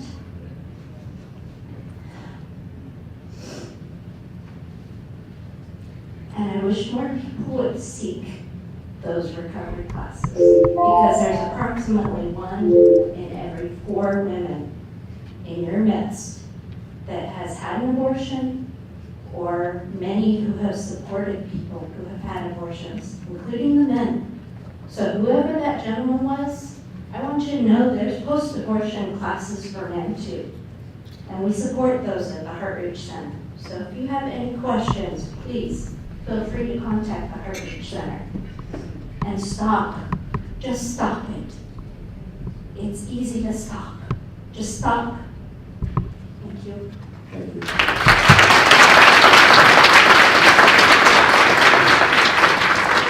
We have, I believe, Joel Sigmund on that. Yeah, my name's Joel Sigmund. I've had a lot of family members that's had problems since they've gotten that vaccine. My mom, when she got her first one, after that she couldn't pick up the phone. And then when she got her second one, now she can't walk, she can't do nothing. She's got to have help everywhere she goes in her house. She's got a buggy she rides around in there. Somebody's got to walk behind her so she don't fall off it. She never had them problems before. And those vaccines, they always say it takes at least 10 years before they can actually put, say it's safe. Well, this ain't been safe, and it ain't been known as safe. I've got, my sister's got blood clots, and I know that because of this vaccine. It's not safe for anyone to take. There's too many things that are going wrong with it, and it should not be forced on anybody. It should be our body, our choice. Nobody should have the right to tell a person what they put in our body. That's like us telling somebody don't drink alcohol, sit there and make them chug down a bottle. That ain't right. You guys need to take and stop this mandate stuff and stand up for the people, because it's their choice, not everyone else's. Not the government's make that choice. And thank God for them truckers.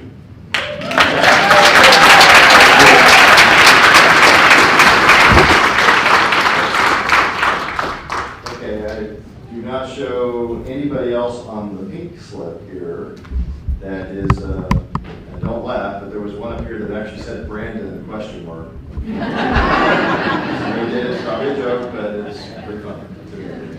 Do we have anybody else that's not signed up, Tom? Okay, and after that, we'll start going around the two. Sorry. Hello, my name is Tom Murray, and I'm up here representing myself, and had Senator Showers not introduced me to the crowd, I probably would have stayed silent. But I want to thank the Valley delegation as a homeschooling parent for your continued support for school of choice within the state of Alaska. Your steadfast drive in that area has made Alaska one of the strongest states in the union as far as school of choice. Next thing I would like to talk to you about is parental choice. As the parental choice movement across the state and the nation grows, and you hear it in the media, it's also growing in the state. You have groups that are advocating for a parental bill of rights, and when this comes forward, I would hope and implore that you grab a hold of that and support it. Our parents, our children are our future, and our parents are who develop those children to make our future. And we need to support our parents as much as we can, as well as our children. So, and that's all I have. I only took a minute, and good day. Thanks.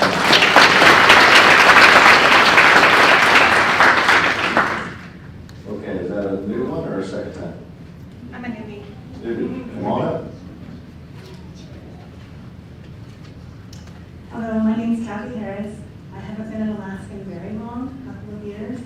Thank you for being here. I represent myself and all the patients that I've taken care of over the years. I've worked in numerous scopes of healthcare. My passion is taking care of people. I did not intend to speak today, so thank you for your patience. I think we're all aware of the lack of transparency in our government healthcare system, the CDC, Fauci, FDA. We're all being pushed and forced to do vaccine mandates. But what's really going on behind the scenes in the clinics? This is in hospitals. We hear about the remdesivir, about the people dying. But what is the process that's going on behind the scenes in the clinics where they're giving you the shots? I can tell you. So I was terminated in November for declining to give a pediatric, unlabeled, unverified vaccine. I went to the management and told them that I would help them set up a law to verify the dilution and the giving of the vaccines, and they declined. So when they asked me to give vaccines, and they didn't have them for adults either, so I declined to give those. I offered to help them, they declined. So if you can picture this in your mind, generic syringes, no labels, no identifiers, no lot number, no one who diluted them, no nothing. The difference between a pediatric and an adult is 0.1 mil. It's a clear serum. Vaccines are all the same. There's no accountability. There's hiding of all kinds of mistakes. And kids were misdosed with misdiluted vaccines. And it's not being reported. And so when you people out here are going to the hospital or to a clinic, you need to be aware of these things. It's just not the mandates. You might be getting a misdosed vaccine or even the wrong vaccine. And you need to be aware of this. And I'm working on some things, and I want to get this information out. But we cannot have vaccine mandates, and there needs to be accountability. And these healthcare practitioners, they're elitists. And all the people that I work with are operating in fear. They are afraid to lose their jobs. When they terminated me, they were sending a message to all the rest of the staff. If you stand up like she did, you will lose your job. That's all I have to say. Thank you.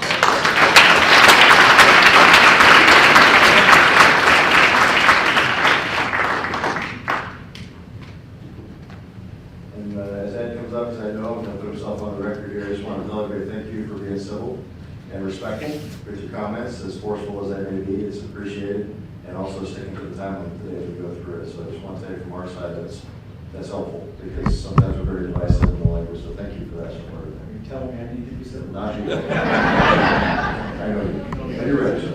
My name is Ed Kaiser, and I'm represented by Kevin Tilton. Appreciate it, but I'd just like to say thank you to the resident of Eastman for standing up for integrity and oath keepers and those that took the oath to uphold and defend the Constitution. I know you did as well, Senator Schauer, as well as I did 40 years ago. The stuff I've read and discussed with the our House has bothered me. But that being said, I sat here today. I didn't really want to talk, didn't plan on speaking. Usually I get too passionate or get too excited about what I want to talk about. But the thing that when Senator Schauer said integrity today, just recently, I decided I couldn't stand it anymore. We talk about integrity, but maybe I've become cynical. But I've seen what has happened here in Alaska since we moved up here, especially over the last 4 years with our elected representatives, bouncing their authority, the legislature, to the governor, or bouncing it to the Supreme Court and then hiding behind the rulings of a Supreme Court that doesn't uphold the Constitution and whose mandates and what they say is legal is not.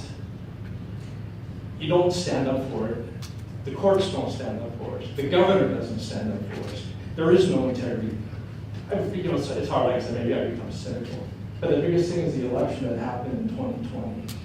If you see the number of people that were added to the rolls, the increase in the number of rolls, and I don't have all the numbers, that's not my expertise, but I've seen and been in seminars with the data. If you look at what happened, it's really questionable. And we also know about the Dominion machines that they were hooked up to wireless systems here. If we don't have integrity and belief in our justice system, it doesn't matter. You sitting up there, well, it won't matter because it'll be whoever they decide to put in. That's all. Thank you.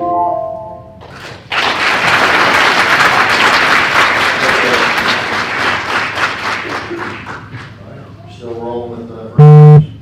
Just give us your name so we make sure we keep it on record. Andrew? My name is Andrew Traxler. I'm a sawmill business backwards and I came here today to talk about the coastal problem. It's something that's a large threat to us. I don't think that it's really being addressed enough. With working with state forestry recently, I was asking how much forest fire mitigation we're getting about. It's always zero. It's just hard to hear you, Andy, that's all. Okay.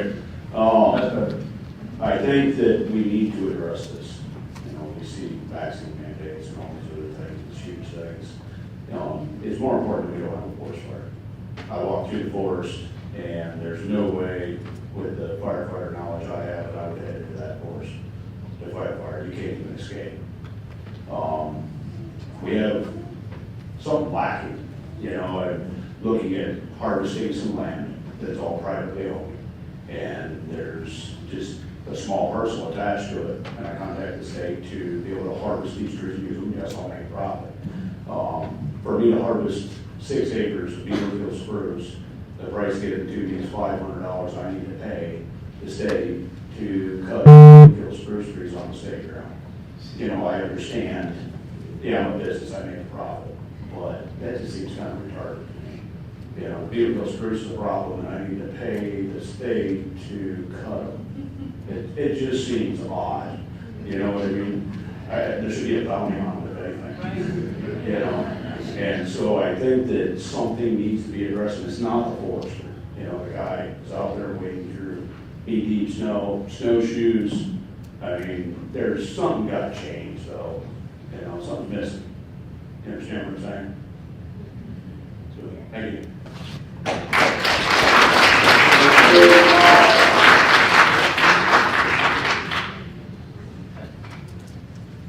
Hi, my name is Esther Hernandez, and I had no intention of coming up here today at all, but I just wanted to just put at ease. Some people are maybe afraid of ivermectin, you know, for when they have COVID. My mom is a prime candidate. She's 83 years old. She's treating high blood pressure. She has had blood clots, but she knew she did not want to go into the hospital. There's 5 daughters, there's 5 girls in my family. She said, if you guys can't come in with me, I am not going in. Because there's so many people that have gone in and have not come out. And she was treated by a frontline doctor that was there in Houston, Texas. And they gave us the ivermectin, the hydroxychloroquine, and my mom even had the double pneumonia. So if anyone was a prime candidate to die from COVID, that was my mom. So if there's any way that you can help the doctors be able to release that ivermectin to be given and prescribed to people, my mom, like I said, prime candidate, and God first and foremost, and you'll get through it. So thank you.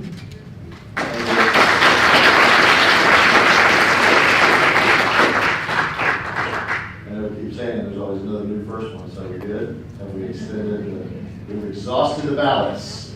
No, we haven't. Not there yet. Come on up. My name is Greg Brooker, and I'm here on my own behalf. And I know pretty much everybody sitting in front of me here. And I appreciate what all of you have done. I know it's a lot harder to do what you do for a living than people see. They just see what comes out in the press and what comes out word of mouth. And a lot of that is negative, and it needs to change, needs to become positive. You do a lot of good for the state, and you have a lot of good in your heart. One of the things that I've been noticing here, I've been sitting here for the whole meeting, and there are a lot of great points being made. People have passion about what it is that they're talking to you about. And I just want to know, or I want to say, all of these points are valid, they're strong, and they're good points from good people.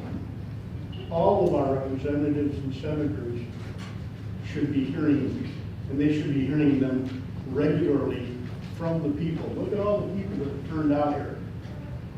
And all of those people are here to talk to you. You guys need to get the hell out of Juneau.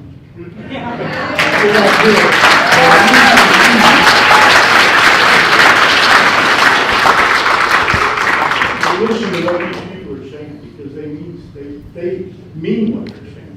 They've researched it, they've studied it, and it's affecting their lives. Thank you. I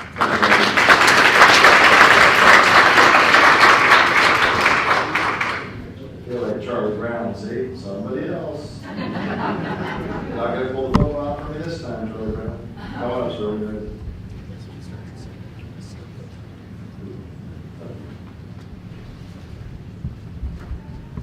Hey, my name is Ken Hills. I'm in Rauscher's district. I'd just like to say I'm appalled at the DOT snow removal on the fish hook. It's absolutely horrible.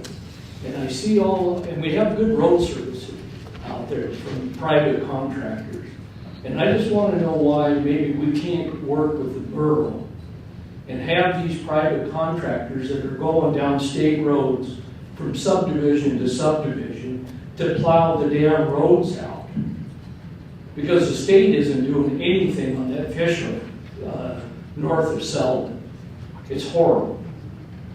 And I see it on Schrock, so I'm just, concerns. And I would like to say that ivermectin horse paste did save me. So.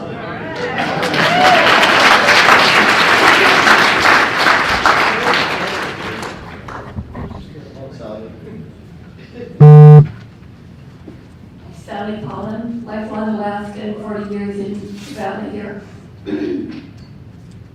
I'm a better writer than speaker, but I had to tell everybody that I went to a bookkeepers meeting several years ago. And I went there because it was standing for the Constitution, constitutional principles, and I just had to come and stand up for David Eastman. And I appreciate some of you, some of the people in the legislature who stood with David when he was being thrown mud at. And I'm sorry that there weren't more. I'm really sorry that our delegation out here doesn't stand with each other on some of these basic constitutional rights. And that's what I would like to see. I'm proud of the Matsu Valley that we have a conservative leadership in many areas, school board, Matsu Borough now, and Plummer City Council. But it would be wonderful if all of you in Juneau would have each other's backs and maybe speak out publicly once in a while. I really appreciate Representative McCabe doing that. I'm sure there were others, but I just didn't hear them. Let's see what else. 28 minutes. All the points taken here, I heard were just great. From ivermectin to all the other topics that were raised. I'm really proud to be in Plummer and to be an Alaskan. Thank you for your hard work.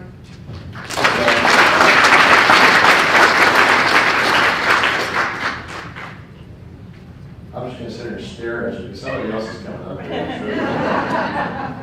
Nobody? Bueller? You guys all not to remember that movie? Okay, so it looks like what we're going to do is we're going to go on to then round two, where everybody here has had a chance to speak that would like to. And now in our agreement, and I'm just looking at everybody kind of give a head shake on this one, this becomes a little more engagement. The first one, the intent was, like I said, for us to sit here and take it and say nothing. No answers, no anything, so that you can speak and get that over with. We agreed, I think, we're going to go to 3 minutes, right, on this one, every time. I'm not seeing anybody that's going to fight that. And if you want to ask questions now, you can certainly just speak again if you want to finish, because some of you certainly you weren't done, that's fine. You don't have to ask questions. If you have a question, you can ask it. And the legislators in that 3 minutes, we can go back and forth, but it's still 3 minutes because I want other people to have a chance. That was our agreement. So we're going to go to 3 minutes now, although I don't know how to change that. Tech, you guys are going to have to go for 2. I couldn't even tell you how to do this on the computer. Yes.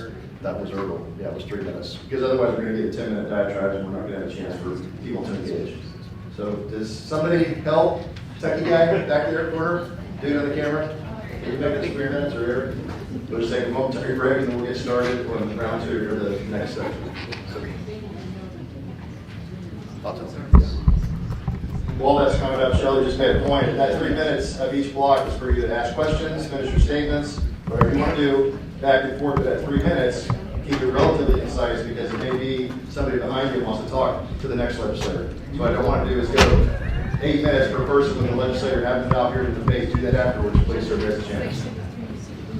That's what I said. The 3 minutes includes your talk. That's it. And the legislator. And you can say it if you want, Shelley. 3 minutes for everybody. That's it. We're going to the next person. So if you're going to ask a question, it's in that 3 minutes, which is you and a legislator, and you and another legislator. Does that make sense? You want to say it again? The point is the 3 minutes includes your points and the legislator's response. So if you want to hear a response, you have to leave somebody to 3 minutes. And we do at 3:15, so in 20 minutes will be the last sign-up. We're going to stop there unless we run out of people, and we'll keep going. And at 3:30 is the knockoff. So at 3:30, that's when we're done.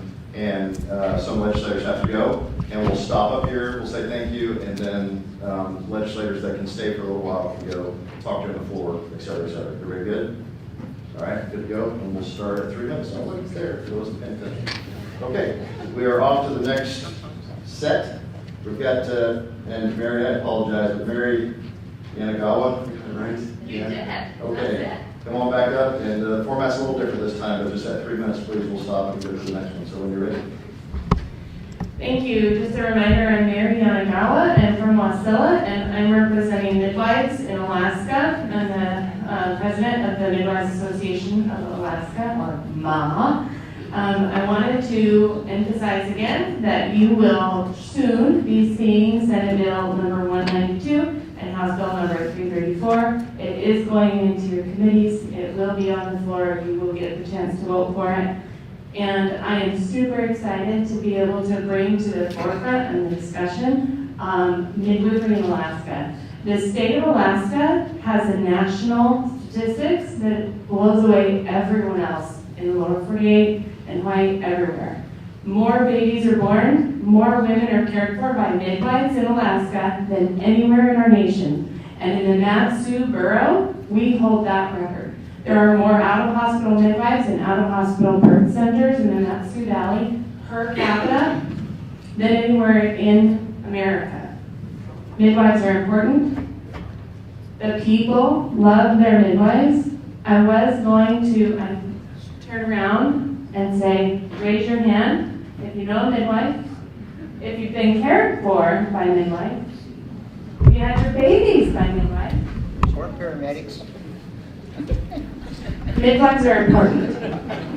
And quality care, access to care, the provider shortage, the hospitals being overrun, all of this is coming to the forefront because of COVID and COVID policies in the hospitals. I called on my way over here, Providence. They're still committing a mother to one support person. So she has to choose between her mother, supporting her in labor, and her husband. Alaska Regional, same thing. Mary, can I ask you a question? Yes. So, how many midwives in Alaska? We have about 40. 40. How Yes. many babies a year deliver about? I wish I knew that statistic off the top of my head. I don't, but in the past 5 years, I just made an infographic. We have 3,500. Wow. Nice. Thank you. Yep. And there's a lot of midwifery care that happens outside of delivering the baby. I care for a lot of women that ultimately risk out of my care. They develop high blood pressure, or they go overdue, or they go underdue, and they are no longer low risk enough for me to care for them. So those families are then transitioned into a hospital-based setting. I still feel like they're my family, and they still come to me as their midwife. Any other questions? I want to connect with you guys on Facebook. If I send you a Facebook friend request, please accept it. What was the percentage of births from Matsu to midwives? You told me a really high number when we I met. think it was, I It can't went way remember, up. It like used to be 40%. 30% 10 years ago, now it's like 40 or 50%. Yes, it's like 40%. And I don't want to bash hospitals. I want to work collaboratively with hospitals. But we have to be able to acknowledge that their hospital politics don't necessarily love out-of-hospital midwives. Matsu Regional, there's a lot of politics because we take a lot of their business. And if you think about a mom coming in and them getting 70 grand from her for taking care of her and her baby versus all the babies that are born with us at home or at the birth center. Sorry, we're going to keep moving, Mary. It's okay. It's my fault. I hit the button early and somebody asked a question right at the end. I should have let it take. So Thank you. I take the hit for that one. So we have next Quincy Manor on the deck. And as you see the form, I hope that's working back and forth here a little bit for the 3 minutes so we can go through it. Okay. Go ahead, Mike. Yeah, my name is Mike Dunes. We need to get support in the House and the Senate for a resolution to Sleepy Joe Biden, or Let's Go Brandon, to condemn via sanctions the dictator Trudeau for violating Canada's civil liberties. I have contacted Senator Sullivan, Senator Cruz, and many other senators to do so at the U.S. Senate level. I contacted the governor, and I've contacted several of our legislators. I would really like to see a resolution on the floor of the House and the Senate. I understand there will be some that are going to be voting no on it, and it may or may not pass. But at least let the people that are going to stand for a dictator east of us named Trudeau At least put them on the record of saying no to that resolution. Can I get your guys' support to do that ASAP? Absolutely. You can, like, now, in the House, we won't be able to file new bills. I do have a bill to encourage Canadian refugees to come to Alaska, so I asked for support for that. But since we can't file new bills, you have to look at the Senate for a new resolution like that. Okay, thank you. I also support SB 118. I think it's SB 119 on notification. And of course, I support SB 156. I oppose all socialist bills on the 2575 DFD and an income tax. And lastly, we need to find a constitutional way to stop the harm being imposed on all workers for their choice to not to take the China virus vaccine. As said, the state of Alaska controls businesses. Why not stopping vaccine mandates? The gentleman over there said, and his wife said it quite well. Is there any feedback? I gave you plenty of time. Gave you a minute. Well, Mike, I'll start off with the vaccine. 156 is going to be heard in Senate Health and Human Services Committee the first week of March. And so those people that want to come testify, we're going to hopefully hear that one day and hopefully pass it out of committee pretty speedily. Thank you. I also want everyone to know, and some of you may have heard this in previous settings, we actually passed amendments to do all these things regarding the COVID restrictions in the Senate last year. But the only reason we were able to pass them is because there were a few members missing. So that tipped the balance so that the conservatives were able to get them through. However, when the bill went over to the House, those things were stripped. So SB 156, I support it. Can we get it through? Maybe by miracle, but I just want to be really straight with you as far as the problem we have in the House and even in our own body. Something was said about, the Senate majority. We have a fractured Senate majority, so it makes it difficult. So it may not be as obvious as what you see in the House, but it still is there. Thank you. Thanks, Mike. We got while she's here, I'm going to answer a quick question because Dave Maxwell asked about it. There is a difference from officer to, come on up, Dixie, you're ready. Officer to enlisted oath. The enlisted oath basically says they'll follow the orders of the president, the officers appointed over them. The oath I took says that I have to support the Constitution. If the president's wrong, I am honored bound to actually disobey a direct order like that. That's the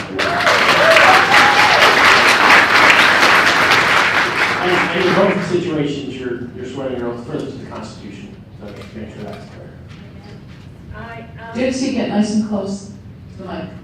I represent myself, but actually it's a good thing we know because many of us are veterans and we've all taken the oath. We signed the dotted line. One of my things besides families, I'm working as an advocate for Alaska veterans. One of the things I'd like to see, and I talked to the Department of Labor, was to have a veteran preference. We need to start promoting jobs. We didn't have any jobs. Nobody wanted to be hired. It was the whole season last year was a mess. Bottom line is we need to get people back to work, protect our kids, honor our freedoms, and various other things that we've all talked about. And agriculture is one of the things we need to promote. I actually spoke with the national representative for veterans to promote agriculture in Alaska. I have a presentation. I sent it to Senator Showers. We can create activities up here. However, we need to collaborate and get all veterans on the table and say, what can I do to promote food and economy and jobs for Alaska? We have so many assets up here. We have the funding. We can do it. But bottom line is we have to have respect, integrity, and honor of our country. And we do not, as we know, with Canada as it is, we cannot cross the border. If we don't have food, what are we going to do? But I'd like to mention, I'm advocating for Alaska veterans and various other venues. We have resources. There are actually a number of people have said, we're aware that you have the resources, but no, it's not being implemented. The programs are not being implemented either by the VA or the state. So they're kind of amazed. But as we know, sometimes it's a good old boys club. But the bottom line is, we have to come. We have the resources that are willing to help us. Let's get it online. Thanks. Thanks, Dixie. Thanks, Dixie.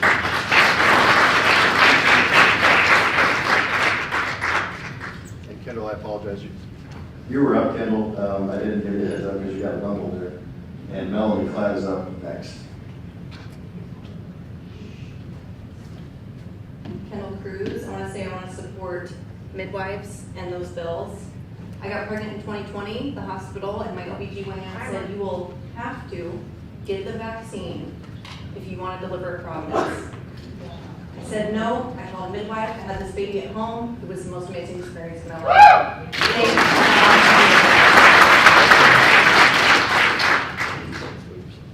Your job is to protect my rights from other people, from businesses, from tyrannical governments, including our federal government, which is not our friend. They are our adversary. You are to be skeptical of our adversaries. The federal government is coercing people with money. We've seen it with the CARES funds with schools to do what is unscientific and force us to do certain things, including the CMS mandate. We need to look at every aspect of the regulations on hospitals and emergencies. There will always be a virus. There will always be a germ. There's going to be a new pandemic. You guys have regulated. You have regulated what the public health can do. That is part of, I forget the article, but you have made those rules. So when did they become a policing state? A man was found guilty in the court for not quarantining when he was asymptomatic. So the public health department can tell us that we are to be locked in our homes without anything. You can't leave your house. That is not following the Constitution. It is crazy to me that a judge in Alaska supported that. We need to look at what laws have been passed by the Senate and House that regulate the emergencies, and we have to strip them. My rights do not disappear because someone is afraid of a cold. They don't disappear because the public health department, who's not my doctor, who Fauci, who isn't even a doctor that practices medicine on people, he makes a decision.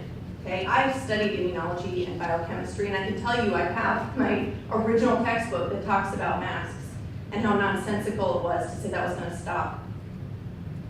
They are not telling the truth. They have shown a pattern of rights removals, privileges given to us, and the hospital's policies that are also tyrannical. The Patient Bill of Rights is not a hospital policy, it's rights. And they are suspended. Today, they're suspended. That is dangerous. There's no accountability for the hospitals and the decisions that they make. My mother-in-law is vaccine injured. The hospital told her, you have to get the booster. If you want to come see us, get your oncology care. My daughter is vaccine injured from childhood vaccines. She can't get another vaccine without possibly dying on the spot. I can't get exemptions because no doctor will say it. We have to look at all vaccine law to make sure that that is not abused again to take advantage of people. Thank you for your time.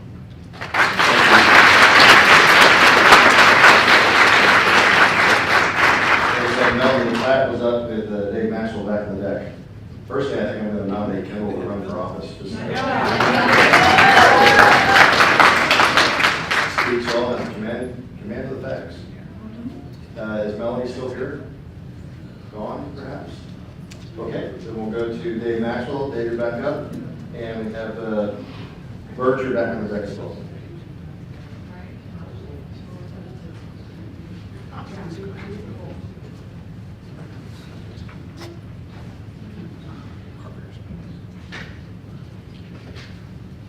And just a reminder, while Dave's coming up here, about 4 minutes for sign up before we'll close the list.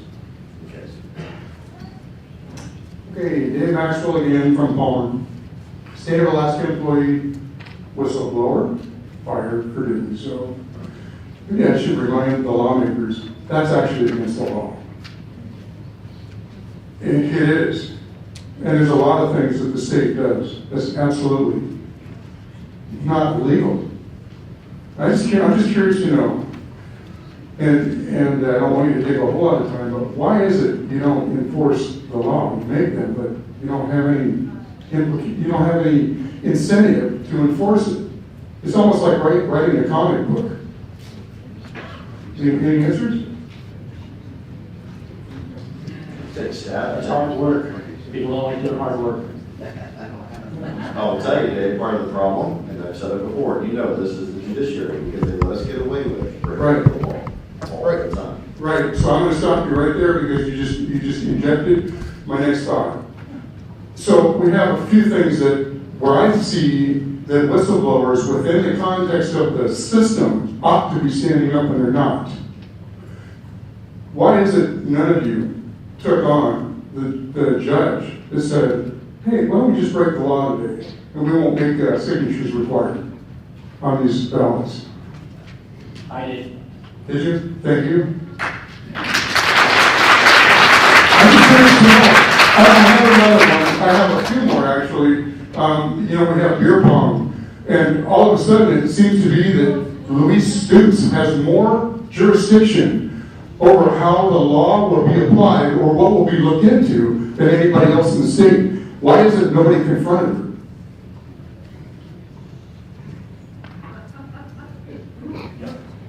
So I don't know that we didn't confront her, we just didn't. Publicly, that's right. So there were many discussions in the background with her attempting to get the tapes released. I assume that's what you're talking about. Part of whistleblowing is going public. Exactly right. What about Liz Snyder? Doing 2 jobs? Yeah, thank you. So you do know. Oh, I do, and I've asked. Then why is nothing done? She's not the only one. That seems to be, I know I don't know how many more, but there's at least another one. Why is it nobody stops this? This is illegal. Where's the whistleblower? Where's the guts to stand up for the right thing? You leave that to people like me who are not protected, and we end up with no retirement. Tough luck. Is this a representative government or not? I'm not being represented. I guess my time's about up. Any thoughts? So Dave, Representative Eastman said that he stood up for one of the items that you talked about, the judge and the ballots. What effect did it have? I mean, you wrote a letter, he wrote an article, which I applaud, which was all of you. Every one of you. So I get that it's our job, but every one of us, we could have 18 of us that wrote a letter, 18 of us in the minority, and it would make no difference because we are in the minority. You're on record for doing the right thing.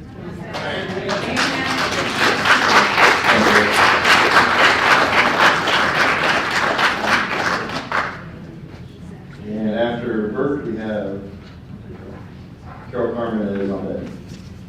Hi, my name is Bert, and I represent Big Lake myself and my child and a good 4,000 Alaskans. I'd like to address freedom of speech. Freedom of speech seems to be something that we're not allowed to have anymore. Representative David Eastman has been a prime example of freedom of speech being completely squelched. Just because he went and participated down in Washington on January 6th. He is now the Nazi of Alaska. He is to be condemned and no longer allowed to be here, and he should be removed from office just for showing that he is a patriot of America. I myself am squelched in my freedom of speech. I find it ironic that someone comes up, a couple of people after my last time being up here, making a point of it's freedom of speech to be able to say someone's name and be able to address grievances when they are being addressed for something they may have done, like voting illegally, or I should say unlawfully, for the general and to CBR budgets, knowing they are openly breaking the law. Why do I find this ironic? Well, the person that brought up my grievance that I brought here today also has stifled free speech. I went and streamed a video of the governor talking at an event. I'm no longer allowed to stream those events anymore. Why not? Because The extremists, the ones that I'm worried about that are going to come and attack me later on, who I've already received threats from, Black Lives Matter. Vince Petrami, when he used to be the head of the unions, contacted me because of things that I was advocating against and not hesitating to name the Alaska AFL-CIO and their corruption they have going on in the state. But not only that, we find ourselves continuously having our freedom of speech being silenced. Why? Because some extremists out there think that they can get up on the podium and step all over our rights. I see it happening here with those presented in front of me. Not everybody here is guilty of things like that. Not everybody here is participating in it. But I'm guaranteeing not everybody up in front of me is vocal about it and standing up for it and making sure we Alaskans get to hear that freedom of speech. Defending our rights, protecting our rights, making sure we are not made targets for somebody else out there for their extremist views. Where do we stand now? We've got people that have openly admitted they are more than willing to feast at the table than collect the scraps off to the side when it comes to voting in Juneau. Where do you stand? I know where one of you stands when it comes to feasting at the table. We've got it on video. We shared it multiple times. Where do we stand when it comes to your Senate finance? We've got Natasha Von Imhoff, the president of the Rasmussen Foundation, who is in charge, second in charge, of our finance committee. Our finance committees are the ones that make the final budgets that we all get to see and you guys get to vote on. Why is somebody who is funneling millions and billions of dollars every single year into their foundations the ones designing the budgets and honestly the ones that are stripping out our permanent fund dividend in the end? Yeah.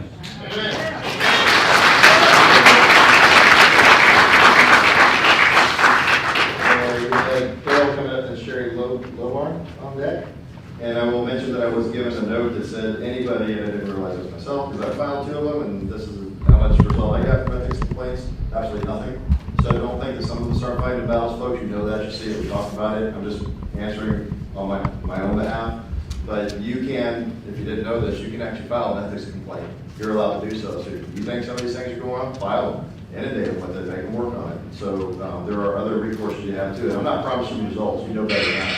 But I can say the government's going to do the right thing. Can I add on to that real quick? Go ahead. So if you file an ethics complaint, even as a legislator, and you say anything about it publicly, it's null and void. It automatically goes away. So Mike says he's filed a few, I have filed a few as well, and they haven't become public knowledge because I didn't want them to be null and void. So just to keep that in mind for those of you that might be concerned. Thanks. Well, the function of our ethics process is, in most cases, to keep things from being talked about, unfortunately, because that's the effect. Unless you're a Democrat. And the reason I'm talking about it is because my answer was 0. They didn't do anything wrong, of course. Of course. A horse is a horse. I think there was a TV show like that. You're up. My name is Carol Carmen. I live in District 29, and I'm blessed to have George Rauscher as my representative and Mike Schauer as my senator, so I have no complaints. For the first time probably, first time almost ever, I actually agree with something that Patrick Martin said. And I think it was a really good idea, and that is to ignore legislating from the bench and do what's right anyhow. Make them run for office like the rest of us. Pardon? Make them run for office like the rest of us. Well, they do, actually. Anyway, the reason I actually came up here was about the Oath Keepers that a lot of people are talking about, but I have a perspective that has not been discussed yet. And the reason I've been so upset about Oath Keepers has nothing to do with the legislator. It has to do with the role that Oath Keepers play in our country. I see them as our first line of defense for the Constitution and for our constitutional rights. They're willing to put their lives on the line for my rights. What happens if the left gets rid of Oath Keepers? I have no more defense. They're the first ones to fall. They're the most important ones to fall. The rest of us, we can't do anything alone. We can't. For those who are unaware, in the House, there's a committee called Military and Veterans Affairs. Right now they're discussing Oath Keepers, and they're using politically charged words like terrorists, anti-government, and the Oath Keepers are the opposite of what they're being called. And these guys are on a political tirade. They are nothing less. They're nothing less than a kangaroo court right now. I can't even stomach it. I tried to listen. I couldn't. My eyes glazed over. And it was like blah, blah, blah, blah, blah. I couldn't even listen. It's that bad. Again, that is the House Military Veteran Affairs Committee. You can find them on KTOO, otherwise known as Gavel, I think Gavel, Alaska. And then also, you can Google 360 North. There's a number of different things to Google to find them if you want to watch them. You can also go to the legislative website, go to committees, and there are special committees. You got to click that tab, find Military and Veterans Affairs, and then you have to wait a few days because they don't post their videos right away. They have to process them or whatever. But you can watch what they're doing if you want to do that. That is why everyone is getting up here and saying what they are saying about Oath Keepers. I guess I'm done. Carol, the Republicans walked out of that meeting. They wouldn't attend it. There was nothing but opinions. There was nothing but left-leaning jargon that was presented. There was nothing that we saw factual, and we opposed it completely, and we decided that we weren't going to stay in the committee while they were presenting that stuff because there's nothing they saw that was a fact. So. Thank you, George. And I know you're on that committee, Laddie Shaw, and who's the third person? David Nelson. David Nelson, okay. I wanted to make a remark at your opening comment as far as agreeing with Pat Martin. I also agree, and all of us remember in high school the three branches of government and how they're supposed to balance each other. The way to balance the judiciary branch is for the executive branch to refuse to abide by what they rule. And that is important, and that's been failing across this country. And to check then, if you had a governor that was doing it willy-nilly when they shouldn't be, the check on that is they get voted out of office. So our founding fathers actually devised a system that was truly meant to work, and the executive branch does need to stand up and oh, by the way, as far as the Damon Crosby and the Constitution, I think it was Dave Maxwell, I did a Facebook Live on that. She crossed the line. She legislated from the bench. We had actually debated and shot down an amendment on the Senate floor on that very issue. During COVID, we still felt to ensure and not. Oh, sorry. Just tell us to move on to the next person. Anyway, so I'm on. So, in order for the Sherry, come on up, right here. Yeah. Anyway, we had actually debated and decided during COVID, in lieu of COVID, we still wanted that signature requirement to prevent opening a door to fraud. So we had actually debated, I think it was 4 or 5 months before. And so when she did that, it was a clear violation of the Constitution. We got to get to the next one. Sorry. Go ahead, Sherry. Thank you. I'm so grateful to get a second chance. Thank you so much. This is great. And I want to publicly thank David for standing up. I honor your courage. I told you personally, but it's nice to do it publicly. I also want to thank each and every one of you for taking them for the team. I can't imagine having to go to juvenile in that cesspool. So thank you, thank you, thank you. You are taking one for the team. So back to what I really want to talk about.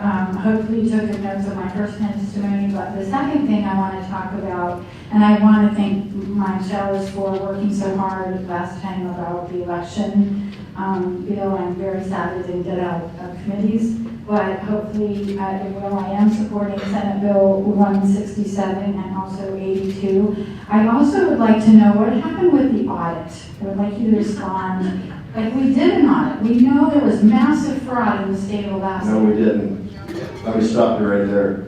The Lieutenant Governor continues to say we did an audit. We did not do a forensics, wrong term anyways. We did not do a risk limiting audit. All we have in statute is they go pick a precinct and they do a random little sample through every district. That's all we did, but we do that every time. Talks about the audit that we did was on ballot measure 2. All they did was basically count the number of ballots that went in and out of the machines, like those matched up. We did not track and see if anybody was who they said they were. We did not track and see who voted from another state, whether they were dead or anything else for all the stuff we have. So it is absolutely untrue that we did an audit. I did have a meeting with the Attorney General, and he personally, to my face, told me that they were actually going around and tracking people down that they had discovered that were living in other states that had fraudulently voted. So I think there's a big miscommunication. But Just a little. Just a little, yeah. I've worked on this for 3 years, trust me. It ain't good. Well, why didn't we do a more in-depth audit? We know there was massive fraud. They were linking. I was a poll observer. I worked in campaigns. I studied this in depth. Why didn't we? And why isn't the people, the head of the elections office, being held accountable for the way she has very illegally kept people and things from happening the way they should happen? Also, I'm running out of time, so I have to talk fast, so keep up. My other concern was, I've been asking some businesses, why when the cities lifted the mandates, why are you still making your staff wear these oxygen depleting bacteria and producing medical devices on your face? They said it was because insurance companies were putting a lot of pressure. I would like to see some legislation going after these insurance companies saying that it's illegal for them to put mandates on private business owners. This is outrageous. So take notes. They have no right to dictate to personal private business owners how they can have their staff do things. Also, I'm also in favor of the hearing of Senate Bill 15, open hearings. You guys still isn't enough time. I have still enough to say. But anyway, I think that's just getting ready to go to hearings, the Senate Bill 15. Does anybody know about that one? It's the one on open hearings law, so that we can put some more teeth in making sure we have more access to all you all on every level of government. And also, I'd like some accountability for Dr. Zink.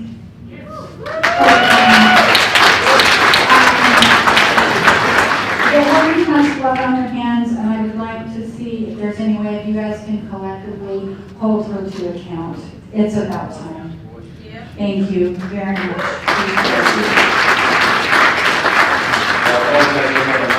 We're just debating with a few minutes left. Some people have, you're good. Yes, ma'am. Sorry. More. We're 28 minutes, they said before I heard it. We have time really for one more, folks, because some legislators had to leave and other folks, so we're going to do one more. And there's a couple that are left, but we've been through, everybody's had a chance once and most of you second time. So we're going to go to Dick Stoffel. Okay, Richard Stoffel, if you're still here, you want to come back up? And that'll be the last one, and then we'll close it out for the day, just based on time. But there will be after time for those who want to stay. So. I'll ask the question while he's walking out. There's 2 more. I will stay. If anybody else wants to stay, they can. Those that have to leave can leave. Is everybody okay with that? What's that? I don't know. What time do we have to be on, Eric? Just after 3:30. For the building, I mean. 4:45. I mean 3:45, sir. Oh, yeah, we don't have much time. Okay, last guy. Sorry, I'm going to get moved. You're up. I'm representing the innocent, the babies that cannot defend themselves. And I'm in District 29, and George Roberts, my representative. And what's your Senate district? Showers? Central Shower. What is it? E. District E. For now. E, okay. I'm sorry, I don't know. But you're right. Anyway, I want to finish the scriptures that Pat Martin brought here. And the scriptures are the Word of God. And the Word is Jesus, and He is God. So the Bible is clear. God made man in His own image. That's Genesis 1:26. And He instituted government among men to protect the innocent human life. Genesis 9:6. Both the Bible Psalms 139:12, and science tells us that life begins at conception, which compels government to protect innocent human life from conception to natural end of life. While good government protects life, rewards good, and punishes evil, the Church of Jesus Christ in all her forms must teach the law of God, minister to families struggling with unplanned and crisis pregnancies, and care for the orphans, James 1:26, and widows, often a child saved from abortion and his mother. Alaska Right to Life recognizes what it means to be a human and leads the state of Alaska with legislation that never compromises on humanity of babies waiting to be born, while serving their mothers with the gospel of Jesus Christ and the resources that will help her protect her baby and parent successfully. Thank you.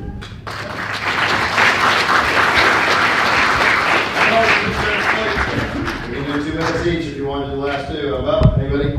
Good? Yes? No? Yes. We got a little over 10 minutes to get out of the building. All right, Richard, come on up, and then Joel. Second and last, I'm going to give you 2 minutes off my phone. I'll do it this way. When it beeps, please stop so we can get everybody out. Thank you. All right, cool. You all know this. We're all just men and women, right? We elected y'all to represent us in this government that we have in front of us. I ask you to remember that every day. And I know that, I mean, I'm not going to get into your own religion, but all of us are faced with this every day on making decisions. And you are on a higher level with us. Understand when I talk to you folks and I bring something to you, it's because I have to do what's right for me. And it's not about trying to make you look bad. It's not trying about making anybody look bad. I ask you to support Mike's SR3. We have to have transparency in our government. We have to have transparency in the monies. I'll give you an example. My roommate got tested positive last month. He went to Capstone to be seen, which Capstone has received millions of dollars over this past year passed through the state, which has gotten their little profit, and then they pass it on through to the Matsu Health Foundation, and then it's passed on to them. When he went to Capstone to be seen, because he tested positive, they said, see you, we can't see you. What is that? That's not taking care of our citizens. So why are we giving them money? It doesn't make any sense at all, y'all. None whatsoever. And this isn't about being over the top of things. This is life.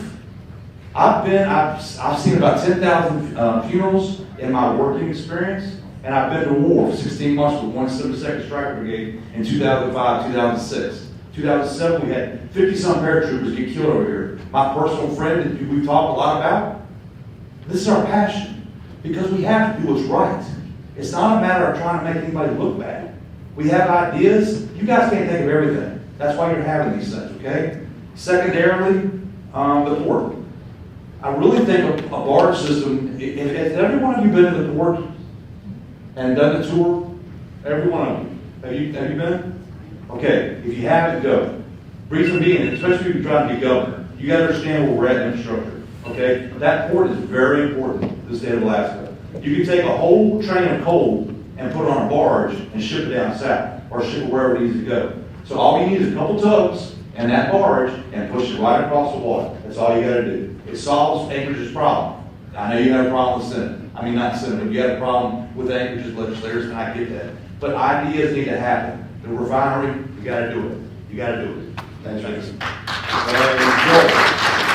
on up. 2 more minutes. I'll hold the phone up. That'll be the last one. We'll clear out.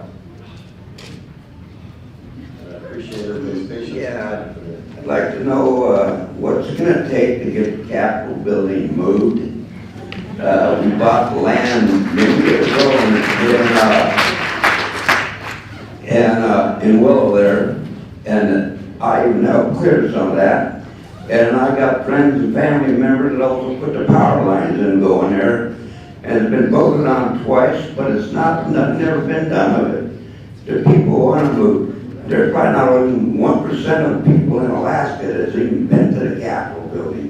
I know I haven't, and I don't know anybody that has, you know. And plus, it'd be a lot cheaper if if all the legislatures and stuff didn't have to fly back and forth to Juneau all the time and pay for hotels or home there or whatever.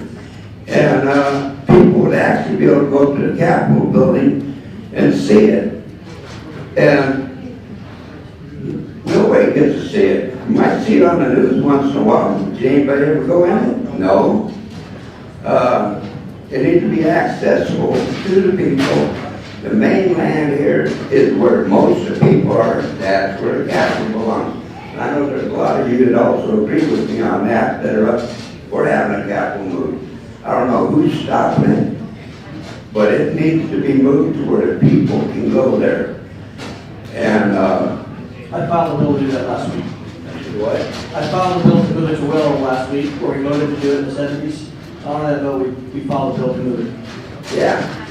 It needs to be moved. And why spend all the money to build one down there? Get it down here where people can go to it. I'd love to be able to also move the legislature, which is just as, it might even be easier, but we can't even get that done. I've run one for 6 years now, just to move the legislature back to the mainland over here, and I didn't even get to hear that. In fact, they put 4 committees on something like that, which seals it off in the tubes. I can tell you how to make that happen. Everybody in this room, everybody that you know that lives in a different part of the state, get them on board and get better people elected in the legislature. If we have the votes, we can do it and we can make it happen. Because up here, we want it. Yeah, we got the land. Before you guys leave, I have one question. It's great for the whole group. Just a hand. Does this format work as far as everybody a chance? If you're okay with that, that's what we'll do next time. Thank you for your time today and the patience. We've got to clear the building. You guys take care. All right. Take care. Thank you. Okay, my fellow Alaskans, you know the drill. Like, share, make sure people get to listen and watch this far and wide. Go to my website, Politadick.com. Click that support button. All proceeds go to make sure that I can keep upgrading my services, keep the restream going so that you can find this more than just on Facebook. This particular video is on Facebook, YouTube, Twitter. Go there, find it, like it, share it. You guys all have yourself a great afternoon.